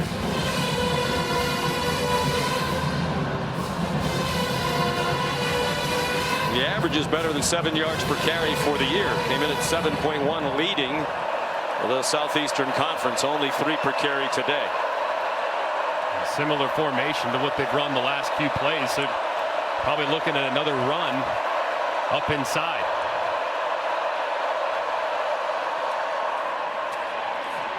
Miller bounces it outside and has another first down. Taken out of bounds by Jeremiah Thielander, who's seeing more playing time today in the absence of Keenan Peely, their leading tackler, out for the year with a torn ACL. Difficult job to replace Keenan Peely, who was the green dot, the signal caller, and really the enforcer there at the second level for Tennessee. Thielander's a sophomore, played most of last week against Florida. Peely went down in the first quarter. Milroe, a nifty run, and it looks like another first down. It is. So they've moved quickly from their own 6 out to the 39-yard line after that 10-yard run by Milroe. And not a single throw so far too, and really they've run very similar formations. 2 tight ends on the field. They'll stay in that 12 personnel with those 2 tight ends, C.J. Dupree and the big Robbie Oots at 275 pounds up at the top. Just continue to pound the line of scrimmage. 6th play, their opening drive of this half, all of them runs, and that one stacked up.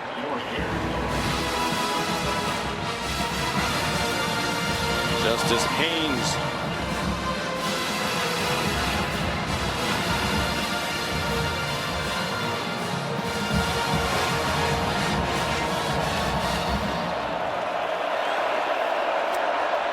second down and 10.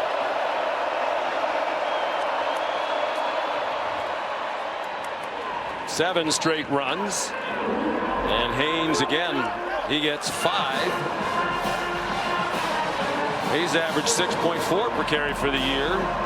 The right guard, Jaden Roberts, hobbling a little bit. He goes down to a knee.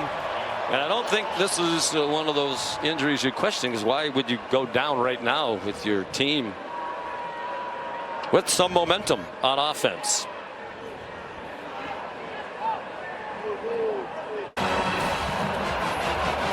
Jaden Roberts did walk off the field under his own power. He went straight into the medical tent. He gets rolled up by James Pierce, who gets kind of thrown inside trying to make a tackle, and that left ankle just twists. It's good to see Roberts off on his own power, eager to get back in the game.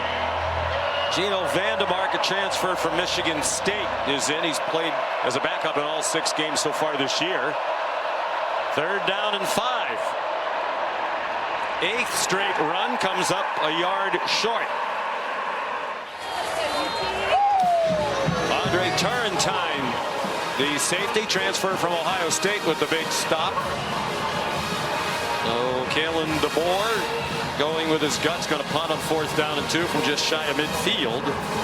But they did flip the field, moving the ball from their 6 out to the 48. Yeah, I think they got to feel good about that opening drive. We're finally able to feel a little bit more balance with the run game being a high priority, and you flip the field. So good decision, I think, too, to punt on 4th and short. James Burnip to punt again. Just did get it off. Fair catch made by Jermod McCoy at the 9. Here's Molly. Well, Sean, Tennessee wide receiver Squirrel Wright couldn't fully lift his right arm to take off his helmet, but I'm told he is insisting on returning to this game. And Greg mentioned he's been playing through this injury for a while now. He is refusing to let it keep him off the field, guys. Their leading receiver for the year coming in does not have a catch today on 4 targets. Had a chance for a big play there. This is the worst starting field position for Tennessee of the afternoon after the 43-yard punt by Burnip. Starts at the 9-yard line to the Vols with Dylan Sampson on the right hip, both Nico Iamaleava. Sampson straight ahead, and a first down, tackled in the secondary at the 22-yard line by Bray Hubbard, sophomore backup safety. Keon Sabb not on the field right now for Alabama. He was dinged up last time on the field. Iamaleava has running room. He'll take all he can get. Chased out by King Mack after a gain of 4. That was just a broken play from the get-go, as Drew McCoy on the far side was signaling to the Tennessee sideline, trying to get a play. He didn't get it, and Nico had nowhere to go. 2nd and 6. Sampson, good bounce outside, has a hole. Sampson down the sideline and out of bounds inside the 40, shoved out by Malachi Moore. 35-yard run, biggest play of the day for Tennessee. And really nicely done on just a full counter all the way through, and nobody's there on the edge for Alabama, and Sampson takes off. He's maxed out at 22 miles an hour. He thinks he can hit 23. Just impressive speed there. Here he comes again. Knocked down by Deontay Lawson. We talked to the offensive coordinator, Joey Halsley, who is involved in the play calling, really a collaborative effort with Josh Heupel, about Sampson. He said what he loves is he's not just an outside runner, an inside runner. He is excellent at both. Iamaleava escapes several Crimson Tide defenders. Off and running and down inside the 10. They had him surrounded but couldn't get to him. 1st and goal, Tennessee. They'll mark it at the 9-yard line. Kane Walnick going with a similar pressure that dropped Nico a moment ago. This time, they have some guys get home, but he breaks a tackle and takes off, and he's a terrific runner in the open field. Looked like Jihad Campbell had the best shot at him. Play fake and a drop on a slant off the hands of Brew McCoy. Another missed opportunity, wide open receiver, and they can't connect. Just a little bit out in front of Brew McCoy, but gotta think that your veteran wide receiver would reel that in for your young quarterback. Fifth-year senior is McCoy, transferred from USC. Second and goal from the 9. Seventh play of the drive. This one's incomplete. Flag down. Jahad Campbell, the linebacker, was running in coverage.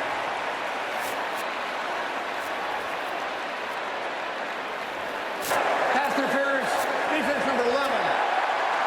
Foul in the end zone, therefore by rule, the ball be placed at the 2-yard line and includes an automatic first down.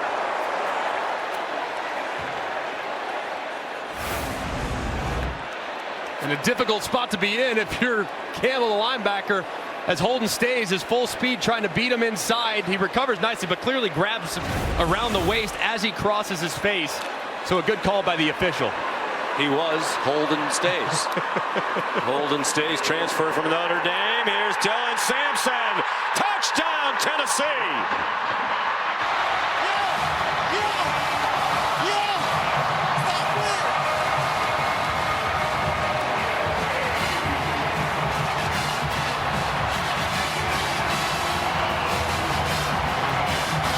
Well, after doing virtually nothing on offense all day long, they go 91 yards on 7 plays.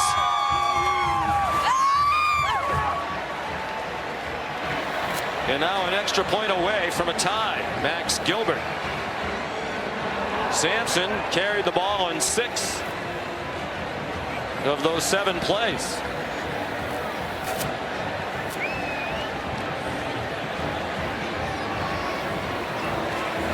And it's a tie. So it's Tennessee and Alabama. How about going back to some good old-fashioned running game? And Dylan Sampson answering the challenge, 60 yards rushing on that drive alone as he ties it up at 7.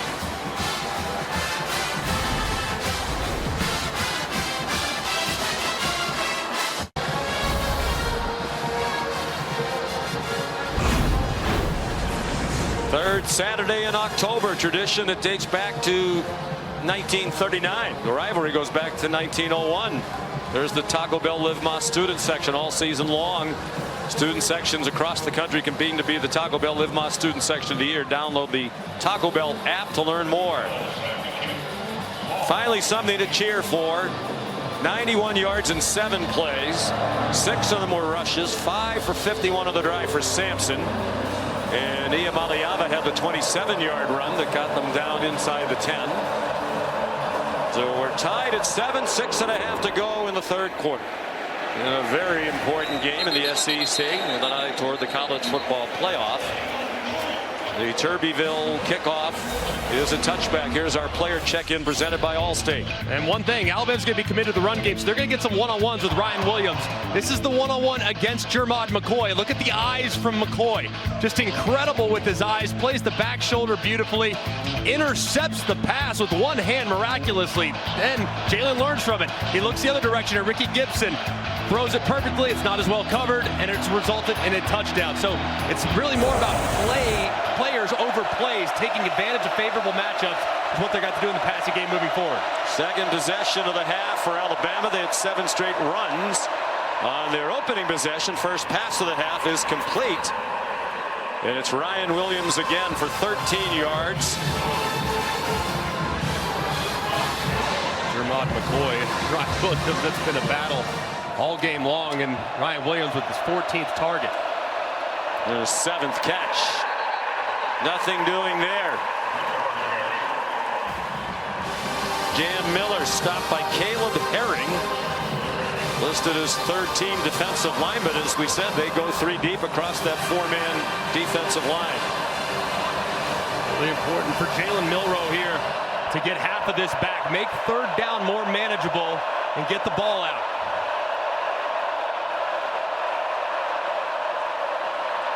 Another clean pocket. All kinds of bodies tangled, and a flag thrown against Jermod McCoy, we think. as he got tangled with Jeremy Bernard.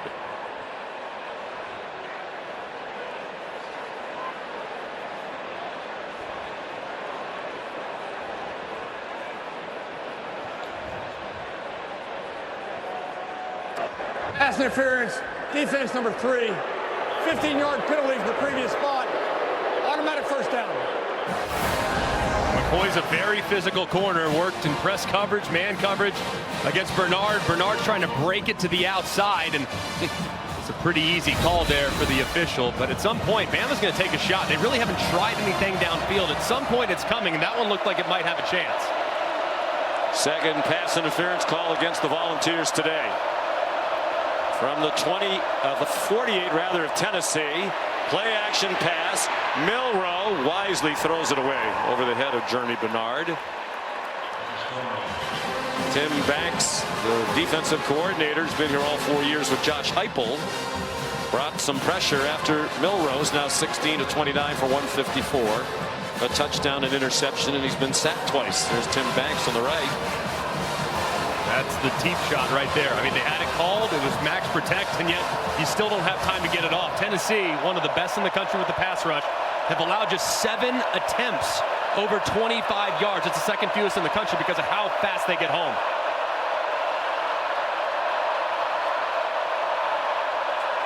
Looked like there was movement, and there was along the right end of the offensive line. The big tackle, Elijah Pritchett, started to retreat before the snap, I believe. Looked like the end flinched, too. Offside. Defense number 97. Movement by the defense caused the offense to react. Okay. 5-yard penalty. Suck down. Jason Jenkins also listed as a third teamer on the defensive line. You see just that sudden flinch, and as a result, Elijah Pritchett just moved ever so slightly. That's a bigger penalty than you realize now, because 2nd and 5, you got your whole playbook available to you. Run it or throw it. Third offside penalty against Tennessee. They've been penalized 6 times now and are helping this Alabama drive along. Kendrick Law. Kendrick Law belted down. And they're going to mark it at the 25. 18 yards on the play to Law. With one long play in the first half, he had a 20-yard catch and run. The spot here, though, when Tim Banks starts to sense that his defense is reeling a little bit, he'll kind of jolt the system with a blitz. Let's see if he dials up a little pressure against Alabama. Milroe after the fake, following Oots. And dropped for a 1-yard loss. Jamad McCoy, not just a cover man, stopping the run play. And with all these runs on both sides, the third quarter moving by very briskly. Tennessee's done an outstanding job all game long, really containing Jalen Milroe. At some point, all it takes is one crease, and he could take it the distance, but they have really kept him bottled up, and when he has taken off outside the tackle, they've tackled in the open field.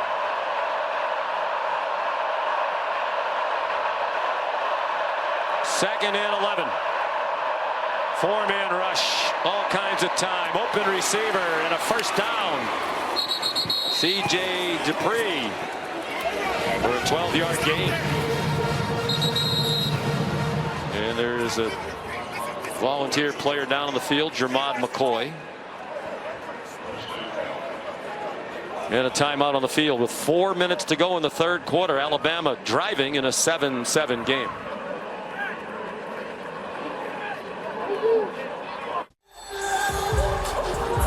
Tennessee's best cornerback, Jamad McCoy, limping off after he got hit in the lower back by the knee of the big offensive lineman, Jaden Roberts. Usually when corner goes out, if I'm the offensive coordinator, I'm making a note of it. Jalen McMurray now is in, and he's up top against Jeremy Bernard. I'm going right at that new corner in the ballgame. 7th play of the Alabama drive, trying to retake the lead. It led 7-0 at the half.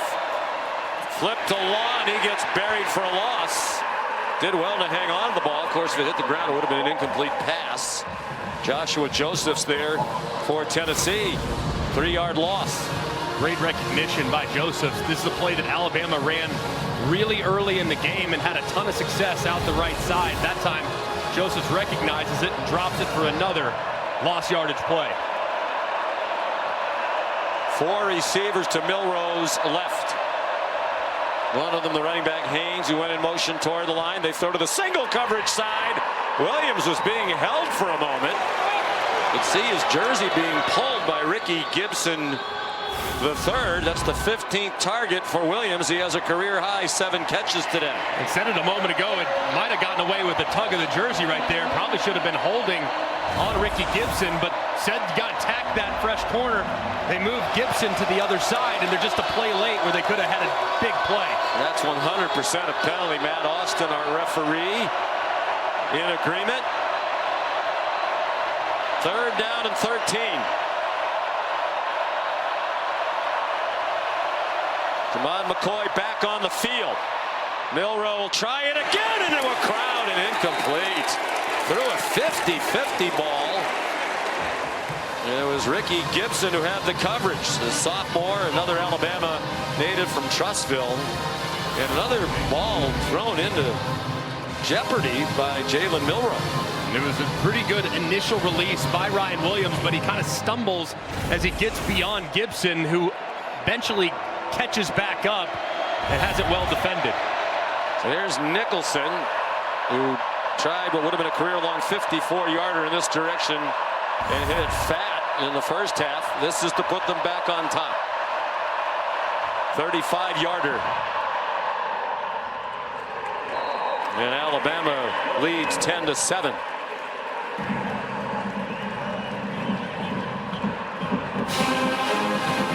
.58 yards. They moved it on 10 plays to set up Graham Nicholson. Time for the Affleck trivia question. The 1994 Tennessee quarterback room featured 2 Hall of Famers. Who were they? It's a little bit of a trick question. I think we both know the answer. I do know the answer. A little bit too much of a baseball fan and a really big Peyton Manning fan. Okay. Well, then we're not going to wait for the answer. Peyton Manning seems pretty obvious. Inducted into the Pro Football Hall of Fame in 2021. The other is here today. Peyton is not here, we're told today. Todd Helton, who was honored on the field between one of the stoppages in play. Great baseball player here, of course, went on to the Colorado Rockies, had a Hall of Fame career. It was the Dick Hauser Award winner as the college baseball player there in '95. And elected to the Major League Baseball Hall of Fame in 2024. Hit .316 for his career. 5 times an All-Star. It's the answer to the Affleck trivia question.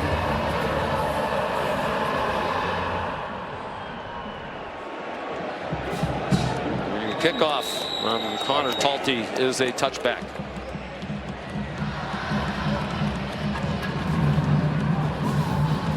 So off their best drive, their only scoring drive of the game last time around.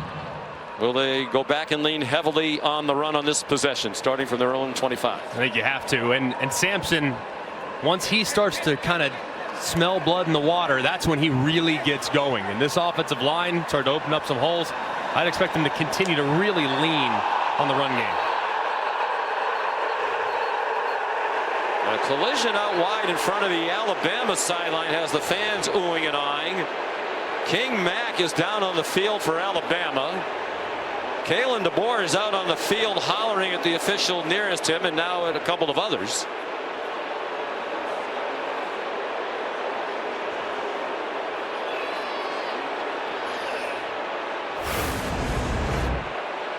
And this is just it's a fake penalty. I mean, King Mack, number 5 at the top, goes in and then all of a sudden just goes down. I mean, that's a fake injury. I mean, he's not hurt. He goes down to save Alabama some time, but Kalen DeBoer is really frustrated with the officials not really allowing Alabama, it appears, to substitute. So that's seemingly what they're talking about right now.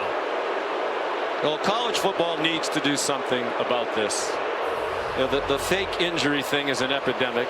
You know, there's no rule against it. There's language in the rule book about it being unethical.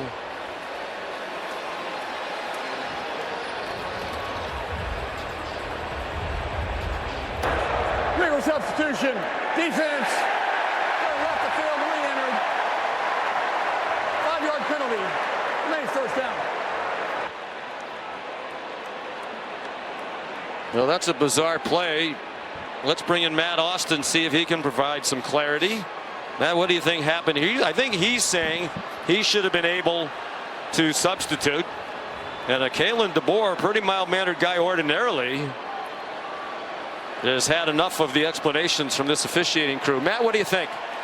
Well, Sean, I'm kind of at a loss because I never saw that if Tennessee substituted in the first place, where Alabama would have time to replace. So now, here we go looking at that, Matt. I mean, it's the first play of the possession. They've just taken the field. Correct, and that is a substitution. So they should have been able to match up. So I understand why he's upset. Dylan Sampson runs. So what you're saying is even if the first 11 come onto the field to start possession and stay on the field, the other team can substitute if they want. Correct, because you don't know what 11 they're going to send out until they get on the field.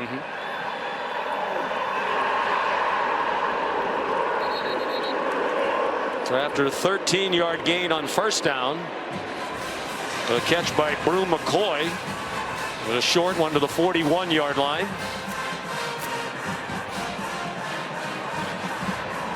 Sampson went for 8 on the first play, and he's over 100 yards rushing again. Reminiscent of last week, he got stacked up that time. Last week, 19 yards at the half, finished the game with 112. He has scored the touchdown today for Tennessee. He's had a touchdown in every game this year. You're on a 3rd and 6. I mean, I think you have to be looking in the direction of Brew McCoy. I mean, he's your most reliable weapon. He's got tough cover responsibility, knowing that Damani Jackson's one-on-one against him, and he's lined up inside. But this would be the direction I'd be looking, to my big body wideout on the outside.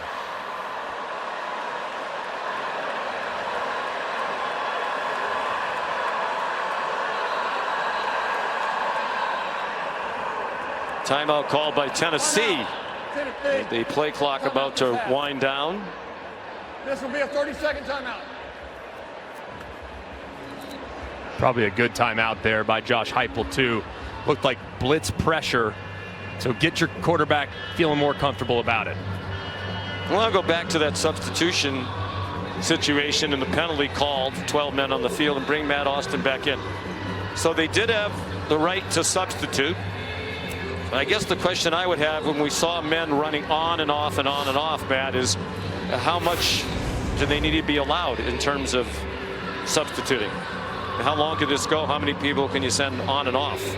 Well, it's the normal substitute. The problem is the referee never went into substitution mechanics. He never put his arms out in the iron cross to let the defense know that they now have time.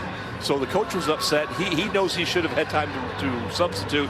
The referee wasn't aware that it was this, or wasn't calling it a substitution, though he should have. So I understand why the coach is upset. He went ahead and sent his players in to, I guess, prove the point that he should have had a chance to substitute. The reason they got the foul is one guy went in and then came back out, or went out then came back in.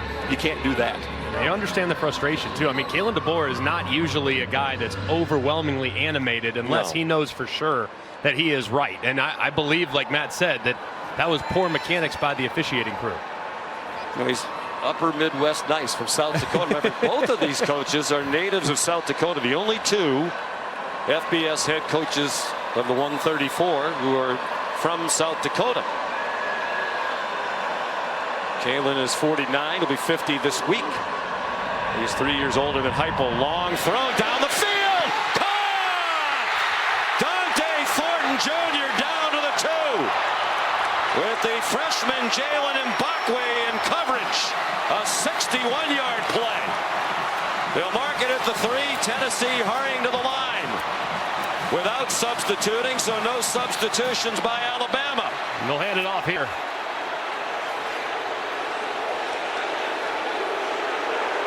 Crowd boos. Alabama players standing over the ball. The officials tell them to get away and get ready. To the end zone. Touchdown! Dylan Sampson again.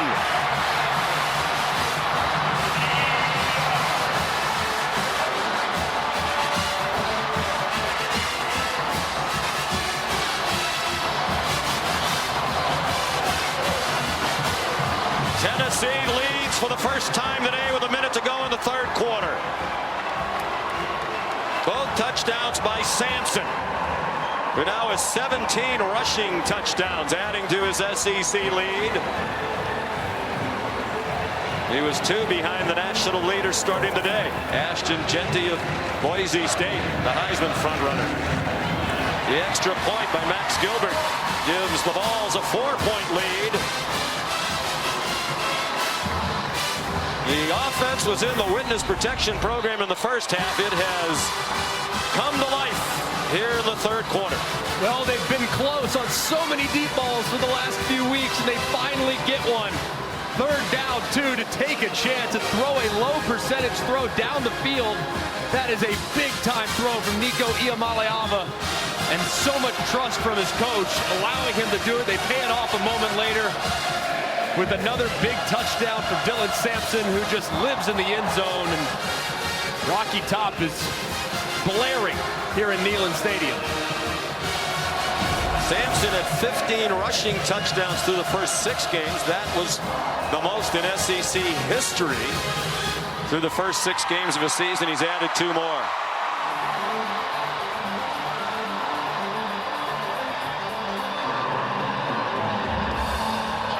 61-yard pass play, just shy of the longest of the season for Tennessee. The long was 66. Josh Turbeville kicks off, sophomore from right here in Knoxville. No chance for Kendrick Law to bring that back. Here's today's college football rankings, brought to you by Verbo, the big one tonight. Top-ranked Texas and number 5 Georgia. As soon as we're finished here, it'll be on ABC. Oregon a big winner earlier this week. Penn State and Ohio State idle. Miami wins again. LSU needs to be very careful. Newly minted in the top 8, going on the road to Arkansas. Very dangerous team that Tennessee's very aware of, and in a rivalry game, be very careful if you're the Bayou Bengals. They gave the Vols their only loss in Fayetteville. Milroe throws, caught. Ryan Williams spun down at the 30, a gain of 5. He has 17 targets now and 8 catches. The next most targeted wide receiver is Jeremy Bernard with 4. Clearly, Milroe looking for him time and time again with good reason. Bernard delivers a stiff arm, and it's effective, and a flag thrown, 2 flags thrown. Likely a face mask there as McCoy got engaged with Bernard. Could be on Bernard, too. I mean, his hand was up into the face mask of McCoy. Personal foul, face mask, defense number 3. 15-yard penalty from into the run, automatic first down. Both guys all over the face mask. You see Bernard up into the face mask of McCoy, and McCoy up in the face mask of Bernard. And for McCoy, he's the one that gets caught. I'm going to go right. Stay there. Stay there.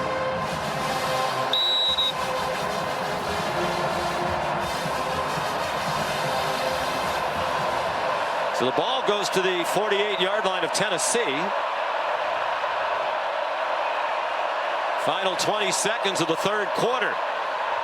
Milroe managed to get rid of it and complete it to Kendrick Law.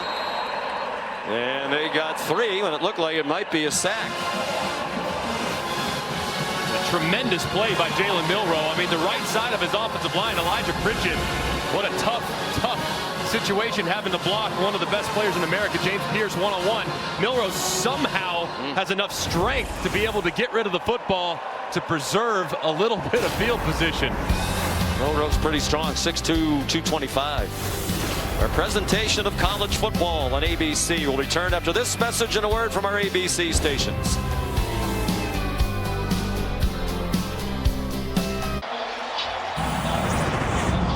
Carson Beck warming up in Austin, getting ready for the showdown. The Georgia Bulldogs, number 5 against number 1 Texas, coming up as soon as we're finished here in Knoxville, where we are heading into the fourth quarter. Tennessee leading 14-10. On second down, long run, Jam Miller. They finally get him down at the 35. He got 11 on 2nd and 8. And he's a little slow to get up. Christian Charles made the tackle. Really nice run there by Jam Miller. And this part of the field, 1st and 10. You got Tennessee on their heels just a little bit. This might be a spot where I'm thinking a deep shot down the field. Either a deep shot or a quarterback run here against what's likely to be an aggressive play call from Tim Banks.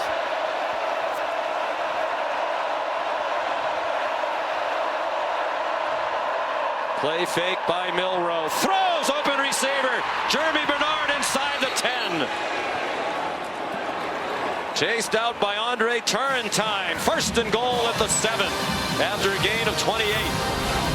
Just a thing of beauty here is Jeremy Bernard beats Gibson immediately across the field.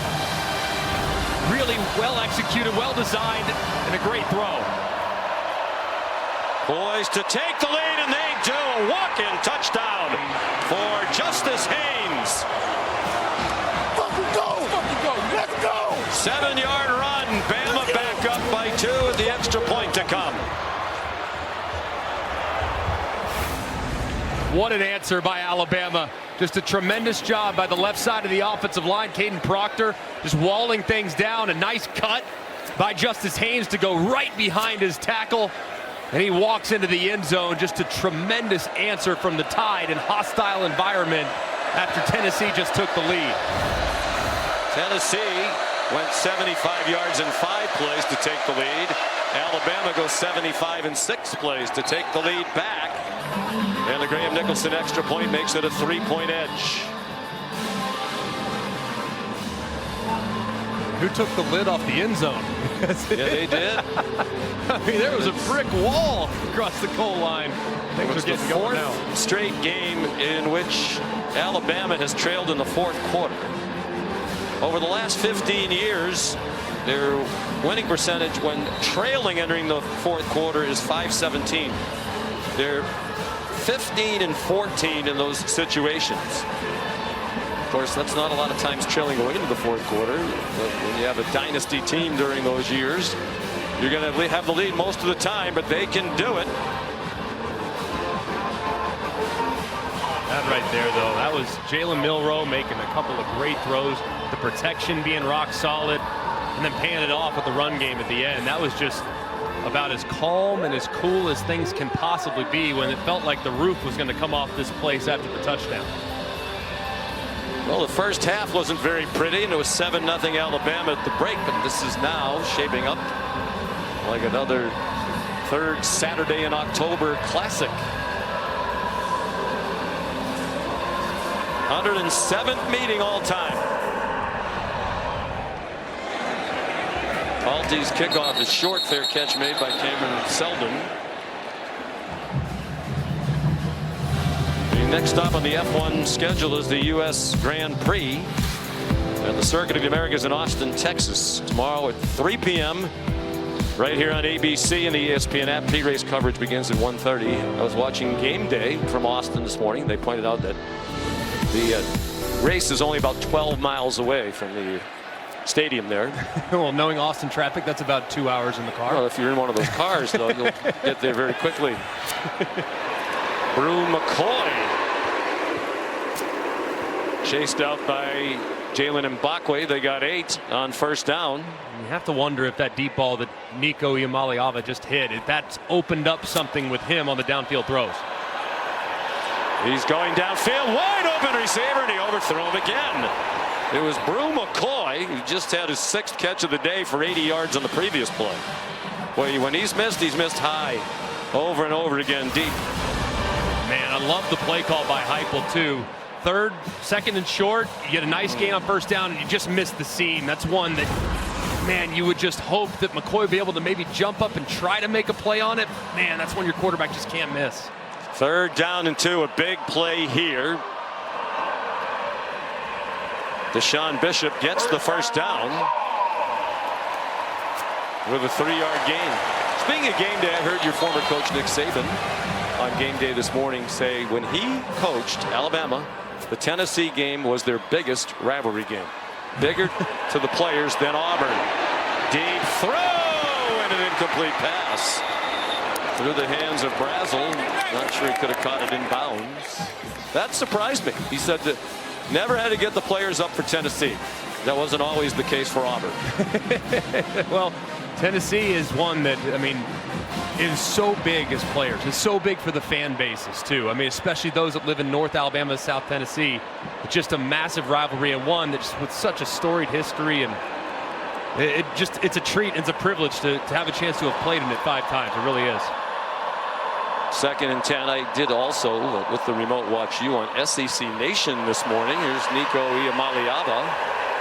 Close to another first down. And you said on that show you think both of these teams are capable of winning a national championship. Do you still think that based on what you've seen today? I think they can. It's just about where do they go from here. Based on where they're at and how they're playing today, it's unlikely. But with the 12-team playoff, it might very well turn into the team that's playing best at the right time. So I think you obviously got to take care of business in the regular season to get there, but it might be the teams that are peaking in December and January that ultimately pull off. And these guys are young. They can do it. They converted on 3rd and 2 a moment ago. They convert on 3rd and 1. Bishop again. He's to the Alabama 45-yard line. 9 yards on the run from the redshirt freshman from right here in Knoxville. The pace picking up on offense. Low throw, diving catch, flag down at the line of scrimmage. They are ruling it a catch for Caleb Webb, his first of the day and 6th of the season if it counts. There have been 20 penalties assessed already. 13 against Alabama. Illegal touching. Offense 4. The player was covered up on the line of scrimmage by a teammate. Touched the forward pass beyond the neutral zone. The penalty is 5 yards from the previous spot and includes a loss of down. It's now 2nd down. And you could see Miles Kitzelman, he's covering up both guys on the line of scrimmage, which makes the slot receiver ineligible. So that's a good job by the official sorting that out with the tempo that Tennessee's playing. That one would be pretty easy to miss. And the name Miles Kitzelman familiar to Alabama fans. He played at Alabama the last 2 years. Transferred to Tennessee this season. Still remains very close to a number of people in the Alabama program. Iamaleava given time, short throw. They get the penalty yardage back to the 45 on a completion to Holden Stays, the tight end. 3rd and long, and really might have 2 downs to get it here. If you are Josh Heupel and you're thinking aggressively, if you get 6 or 7 here, you might think about going for a 4th down. So not against a quick throw, against this pressure look from Alabama.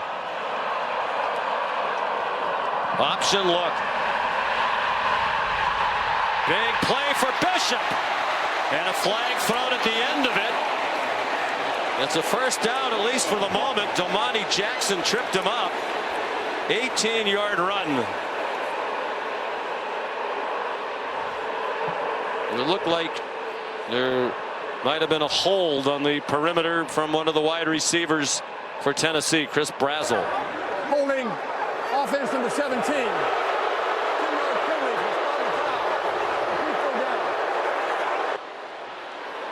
That's a killer because it was not a factor in the play. They already had the first down. And this is just really difficult. And it's outside right here. And they maybe it is a factor. He might have been able to make the tackle. Definitely. And he really had to hold that block forever. I mean, that's a really tough spot for Chris Brazel. But you'd like to think that as soon as that defender tries to unload, you would let go. They do pick up 5 yards because it was from the spot of the foul. So from 3rd and 10 to 3rd and 5. And that play is dropped for a loss. Sampson. LT Overton with the penetration. And a 1-yard loss. Justin Jefferson involved as well. So now on 4th and 6. Fans boo as the punter comes on the field with 10:45 to go. Yeah, and if you're Alabama, you thinking, hey, be alert for a fake punt here, because this right here is fake punt all day long. So probably go punt return safe and keep your eyes in the backfield. Jackson Ross, redshirt sophomore from Melbourne, Australia, is the punter. Cole Adams back deep at his 10-yard line. And it took too long to get it off.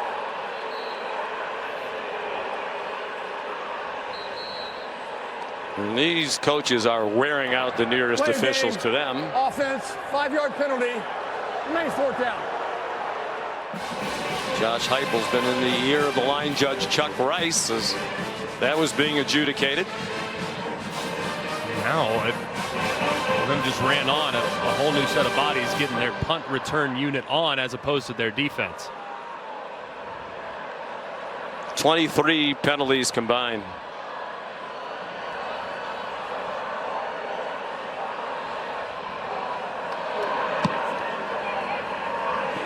End over end. And it takes a great bounce. It'll be down inside the 3-yard line.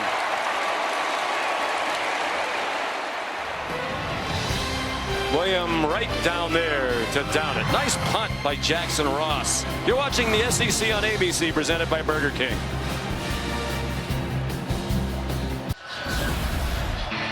Alabama and Tennessee was a scoreless first quarter. First score of the game, Ryan Williams, a 5-yard touchdown catch from Jalen Milroe. After their 3rd straight scoreless first half, Dylan Sampson, couple of touchdown runs. In the second half, in the 3rd quarter, there was a field goal sandwiched in between, and then Justice Haynes a moment ago put Alabama back on top. 1st and 10, tied after the good punt. Marked at the 4-yard line. Haynes across the 5, and that's it. Well, I'm a believer, Greg, in this Tennessee defense. They came into today 4th in the country in scoring defense at 10.7 per game. Texas, Army, and Ole Miss, the only 3 teams better, and they're legit. They're really good, and they are deep, too. This is Alabama's 70th offensive snap, and yet the pursuit is relentless for Tim Banks.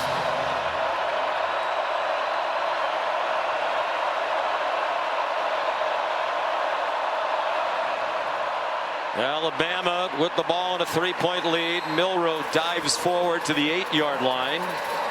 Jackson Moy, the Stanford transfer, to the tackle. And another big 3rd down in a game filled with them. And this is a massive one for Tennessee. Your coach a moment ago decided to punt, play the field position game to force a 3-and-out to get it back to your offense with good field position near midfield is enormous. So let's see if Tim Banks decides to kind of play a little more coverage. He's been aggressive. Let's see if he decides to drop out or heat him up again. Alabama 3 out of 11 today on 3rd down. A stop here, and Tennessee should get it back with great field position. They bring pressure late. Milroe grounded one from the end zone for a safety last week. Got rid of it, and it comes up short. In the direction of Ryan Williams with Jamad McCoy in coverage. Terrific job by Tennessee's defense. They ramp up the pressure again. It's well covered downfield. Jalen tries to make something happen by escaping to his right, and there's just nobody home. Just excellent execution from the Volunteers defense. 4th 3-and-out of the day for the Crimson Tide. James Burnup's 6th punt of the day. Short kick, but the deep man, Cameron Seldon, is way back. Let it bounce. Fortunate for him, it didn't bounce very far. 45-yard punt. Tennessee down by 3. The Vols will start at their own 46 when we come back to Knoxville.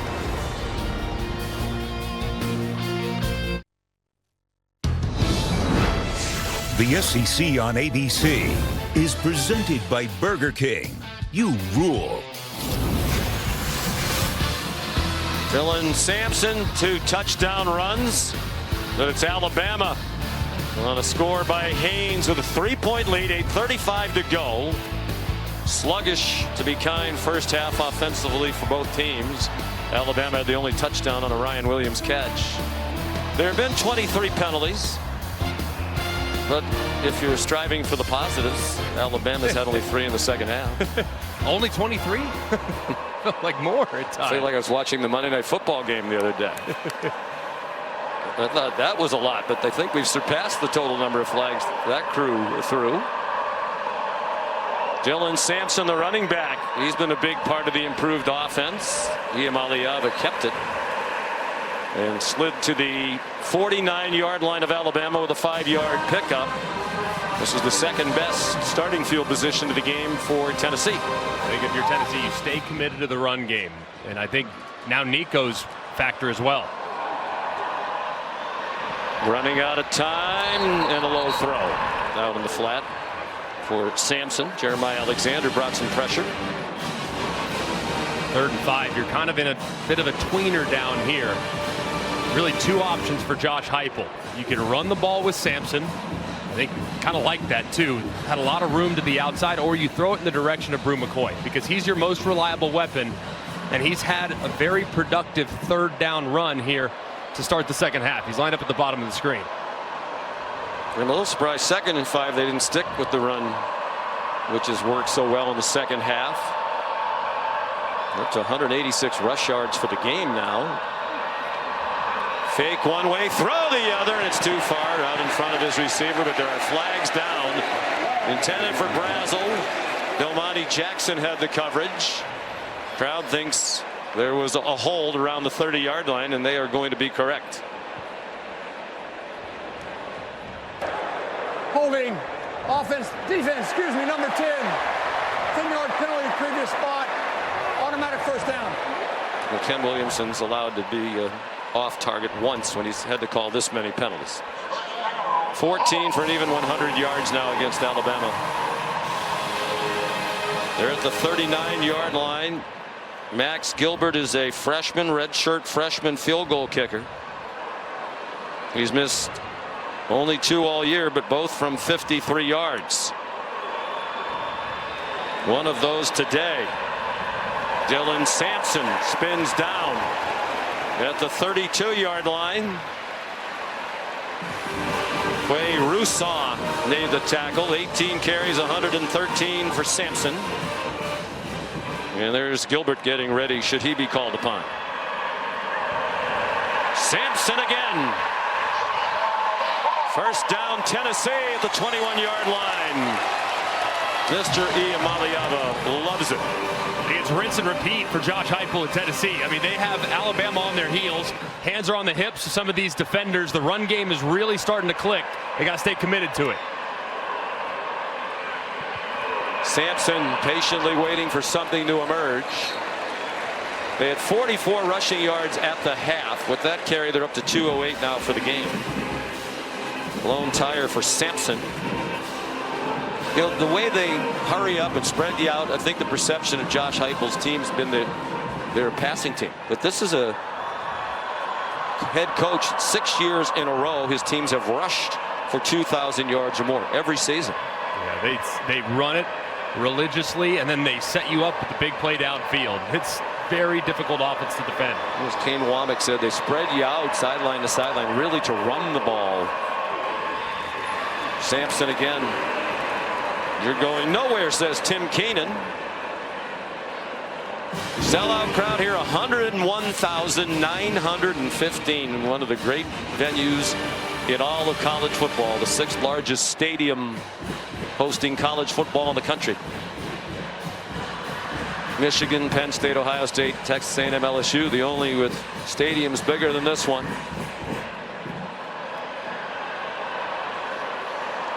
They asked for an orange out from the fans, and they've delivered. They've delivered the noise as well. 3rd down, 5. 5 out of 11 on 3rd down. Iamaleava, end zone, diving attempt, and it is caught for a touchdown. Chris Brazel puts Tennessee back on top.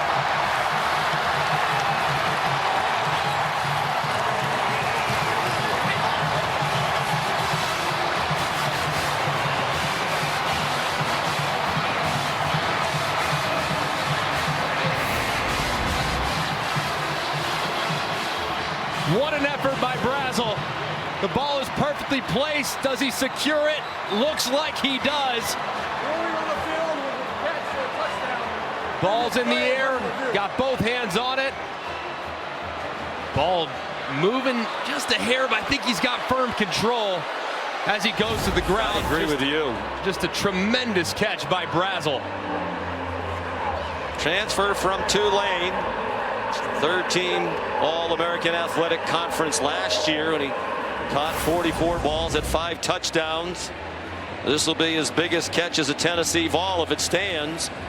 And he even caught it after King Mack grabbed his face mask for a moment, spun his head around.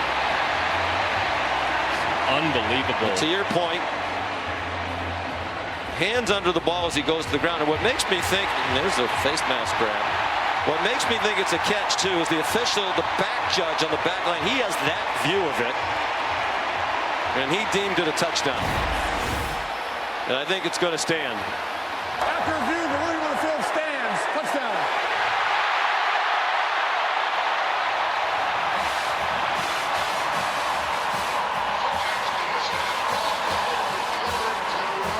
That was a great drive for Tennessee and really set up by their defense by getting that 3 and out against Alabama's offense deep in their own end. They get great field position as a result, and they pay it off with a big touchdown.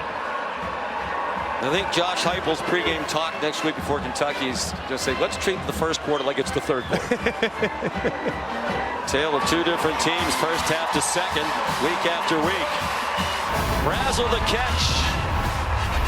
Nico Iamaleava, his first touchdown throw of the day. Back and forth they go. The third lead change of this one on the third Saturday in October. Vols by 4.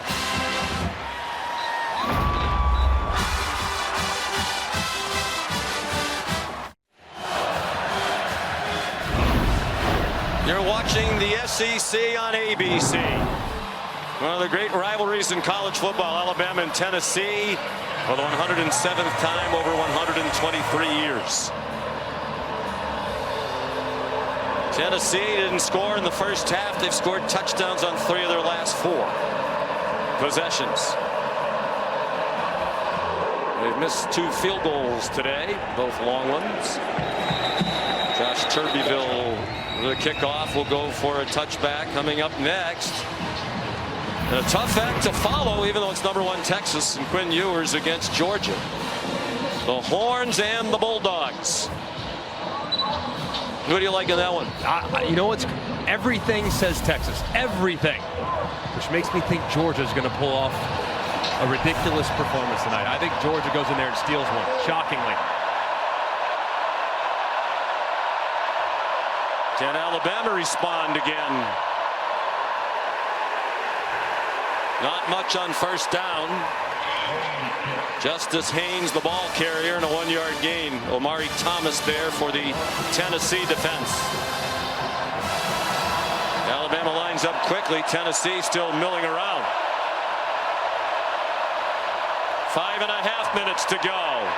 Milroe fires too high. He had Ryan Williams wide open near the 40 and missed him.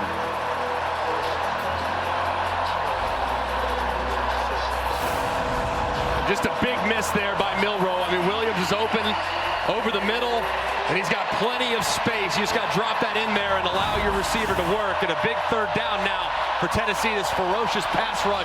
Try to tee off. Keep an eye on number 27, James Pierce, working against the right tackle, Elijah Pritchett. Loudest it's been all day, and that's saying a lot. Looked like Tennessee might have been offside. No flag. And Milroe down. James Pierce got there. Kalen DeBoer out on the field, wondering where's the flag. He certainly thought the Volunteers were offside. It did look like he got a slight head start, but did he time it perfectly?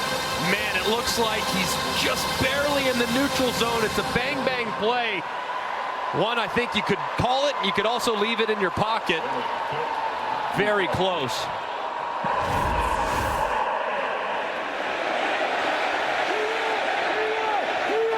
James Burnip's punt allowed to roll, and it goes down to the 30.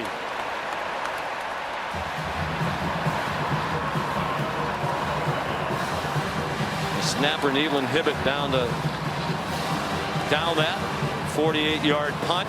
Now it's Tennessee with the ball and the lead with 4:39 to go. Alabama in possession of all 3 of its timeouts. This has turned into, I'm not sure it's a classic when a game with this many penalties and turnovers and mistakes.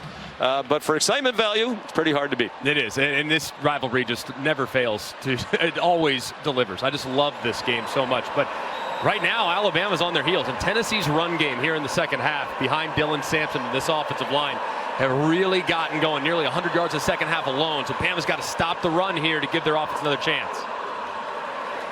Dylan Sampson has taken charge here in the second half. Tackled after a 1-yard run by Jihad Campbell. Kalen DeBoer, with this much time left, opting not to start using timeouts.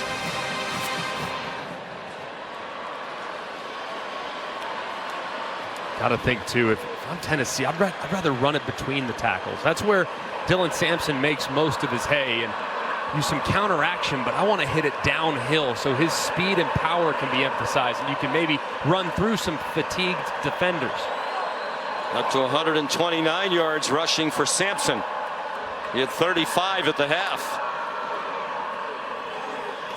But he also had 6 carries at the half. He now has 23 for the game.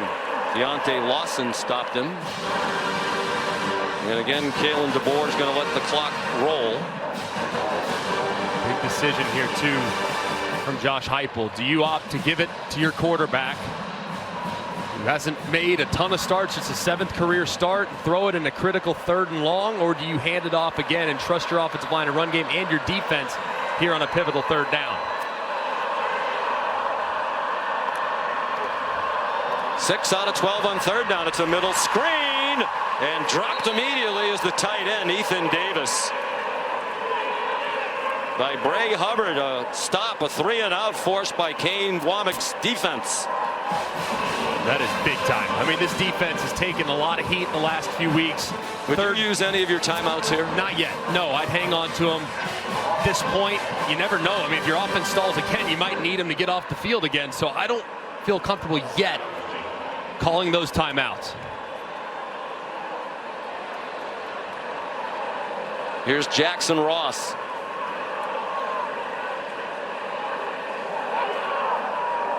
His 4th punt. They let the play clock go all the way down. There's a flag down at the line of scrimmage. Cole Adams made a few miss and went out of bounds across the 25-yard line. Important that it's 4th down and 6, because if it's against Alabama for 5 yards, it still wouldn't be a Tennessee 1st down. They're over asking Kalen DeBoer about it, so apparently it's against Tennessee.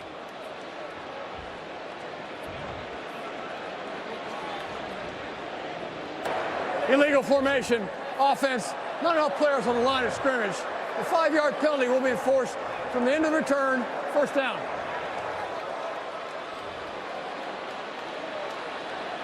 Well, the last time they had the ball, and there have been 24 penalties assessed, that one at the end of the run. At the end of this game, though, Greg, and let's bring in Matt Austin, it might be about a flag that wasn't thrown. Matt, what do you think on this play? Well, I think the defender, he definitely started before the snap, and because he was so close to the neutral zone, I do think his helmet was offside when the ball was snapped. So this should have been a flag. It's hard to get. Sometimes they time it perfectly. I think they missed one. All right. That is a wild throw by Jalen Milroe, nowhere near Justice Haynes. 2:21 to go, all 3 timeouts for the Tide. And a field goal really does them no good. It's important for Jalen Milroe here, too, to acknowledge, hey, this pass rush is ferocious. But don't be afraid to use your legs. Your legs are a weapon in this scenario, especially when they're dropping deep in coverage. So don't be afraid to take off.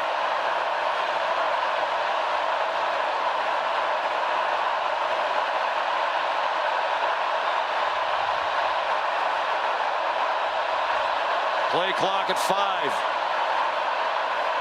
4-man rush. Milroe retreating. Dumps it off. Justice Haynes down the sideline. Somehow they turned that one into a gain.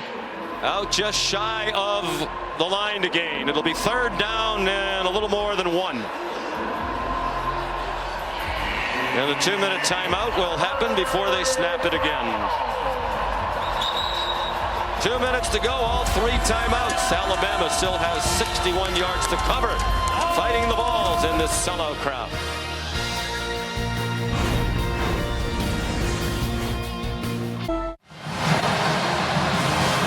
While we were away, John Allman in the replay booth took a look at the run after the catch by Haynes, and he stepped out of bounds across the 32-yard line, so they brought the ball back to the 33 instead of the 39.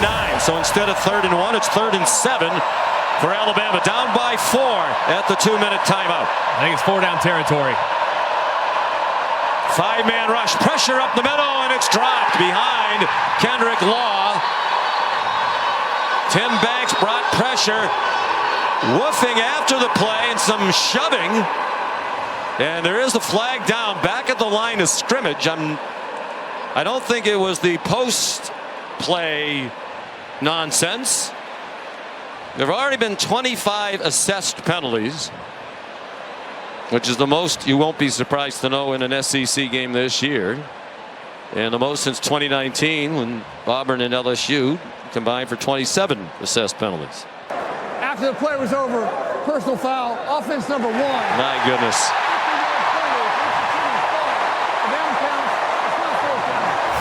And the down counts. Just a terrible decision by Kendrick Law. Jawing at him, but he retaliates and punches and pushes, the defender right in the face, and that's going to get called every single time. Just a terrible decision. And now your offense is in an impossible spot at 4th and super long. Well, we'll bring in Matt Austin in a moment as well. I mean, clearly Carter was woofing in his face and then took a swing that apparently missed. They're going to go for this on 4th down and 22 from their own 18 with all 3 timeouts left. Kalen DeBoer says, I go with my gut.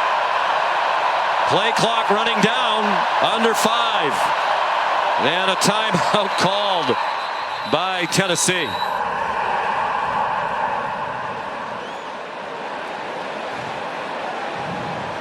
Carter snap, timeout, Tennessee.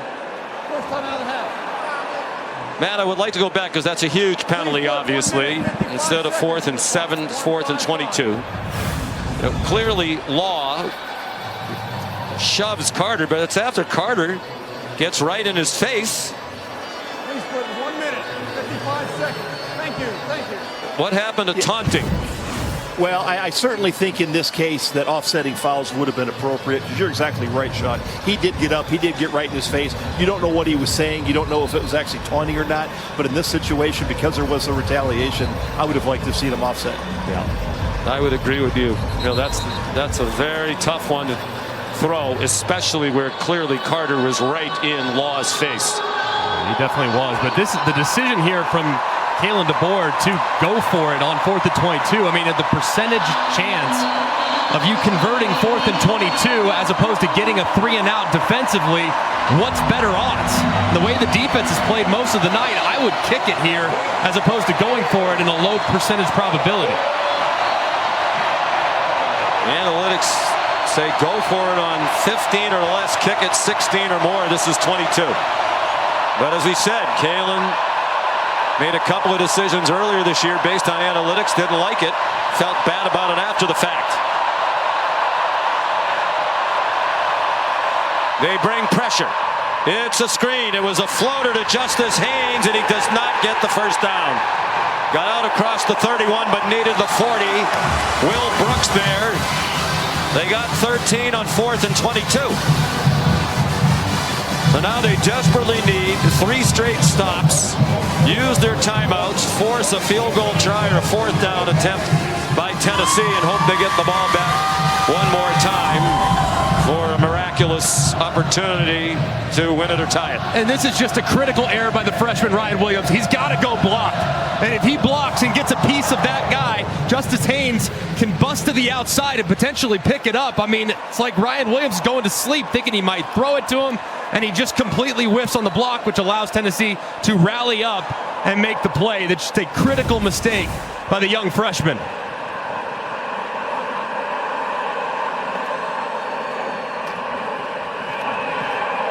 Sampson goes ahead for about 4. Timeout called by Alabama. The Tide still with 2 remaining. Timeout. Alabama. Second timeout this half. He's at 1 minute, 44 seconds on the game clock.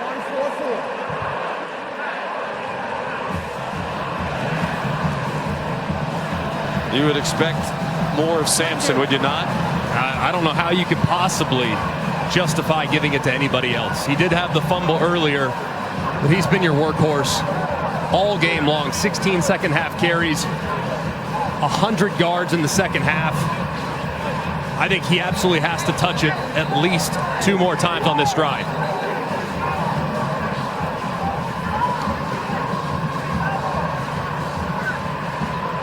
Tale of 2 halves, as was the case when they rallied last week to beat Florida. Each team with 1 loss, both 5-1. Critical game in the SEC race, and with an eye toward the 12-team college football playoff. The numbers would indicate Tennessee needs the win more. They really don't have.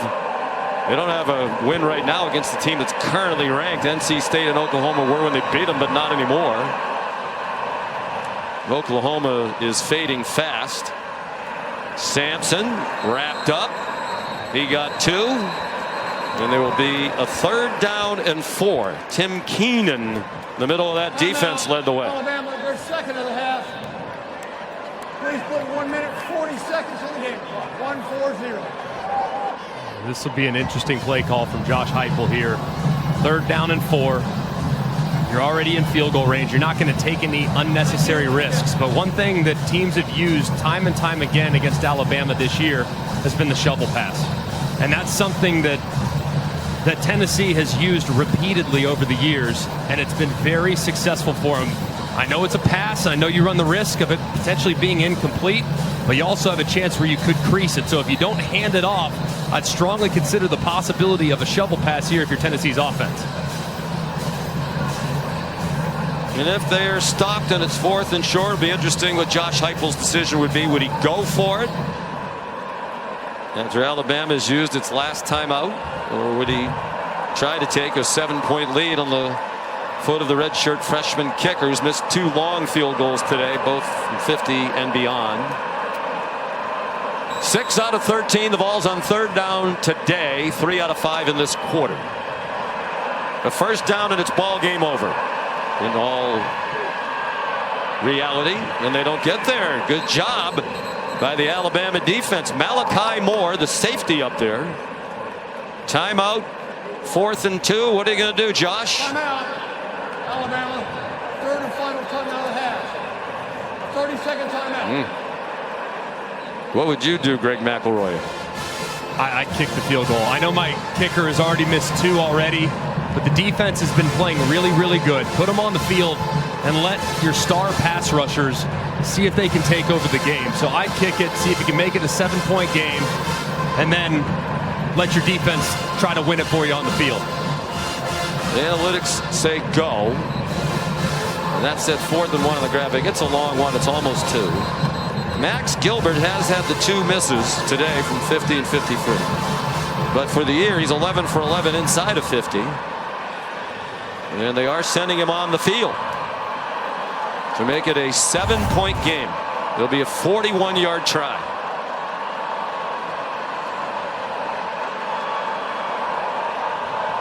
And you forget sometimes how young these people are. And so you see the headshots or the pictures inside the helmet. Redshirt freshman from Memphis. Good for him. Right down the middle. It's a 7-point game with a minute and a half to go. But hope for Kalen DeBoer and the Tide, because had they gone for it and gotten it, definitely game over. You know, we saw this last week. You mentioned it in real time as we were watching the Alabama game against South Carolina. They had a 3rd down conversion late in the game on the first snap from the 2-minute timeout. Had they just gone down in the field of play, I believe it was Jeremy Bernard, the game was over. Right. He scored, they led by 7. It gave South Carolina another chance. They went down and scored. Yeah, and almost had a chance, too, after the onside kick recovery to have some mayhem. But these moments right here, I mean, these moments from Tennessee's pass rush standpoint, this is why you come to Tennessee, to see if you can end the game with a big sack. And then from an Alabama standpoint, this is why you go and play for the Crimson Tide, to have the chance down 7 in hostile territory to go and see if you can make a memory. Just a remarkable game and a huge opportunity for both sides.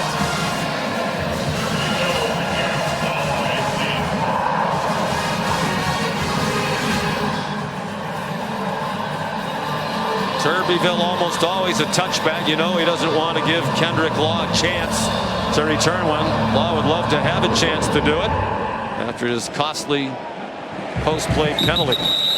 It's a touchback. So they have 75 yards to go in a minute and a half. When they led all night against Georgia, then squandered the lead in the 4th quarter, it was the play that will be remembered forever when Milroe went to Ryan Williams for 75 yards in the game-winning touchdown. Tennessee needs to be aware of where number 2 is the entire drive. And the big thing for the offense here, you got to get the drive started. A positive play on first down increases your odds of scoring exponentially. Williams has been targeted 19 times. Jalen Milroe fires, and it is intercepted! Will Brooks picked it off!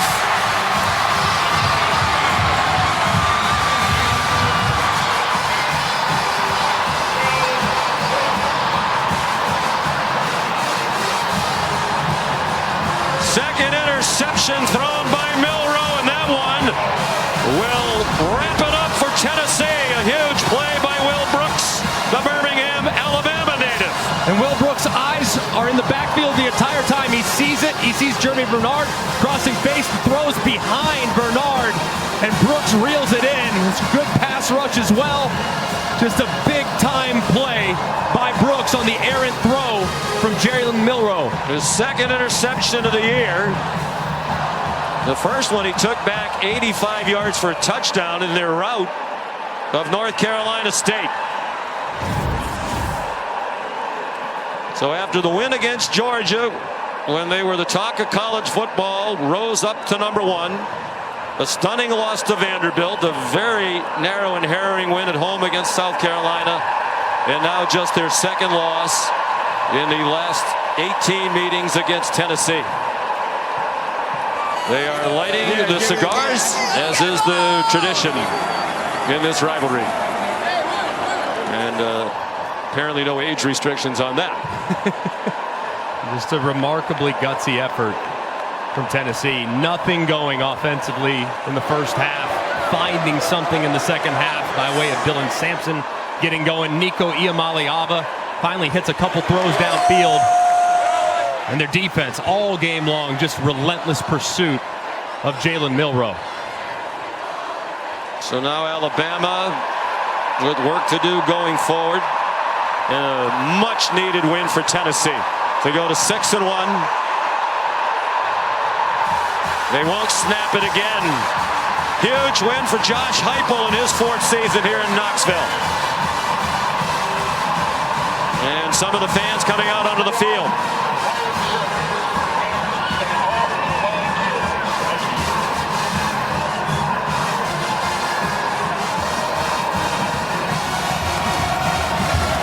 First time that Alabama has had more than one loss entering November since 2007, which was Nick Saban's first season as head coach of the Crimson Tide.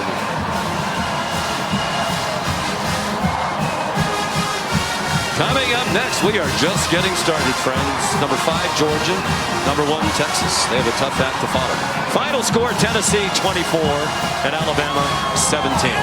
Now for Molly McGrath, Greg McElroy, our great crew, led by Scott Johnson and Phil Dean, Sean McDonough. So long from Knoxville. We'll send you to Austin after these messages.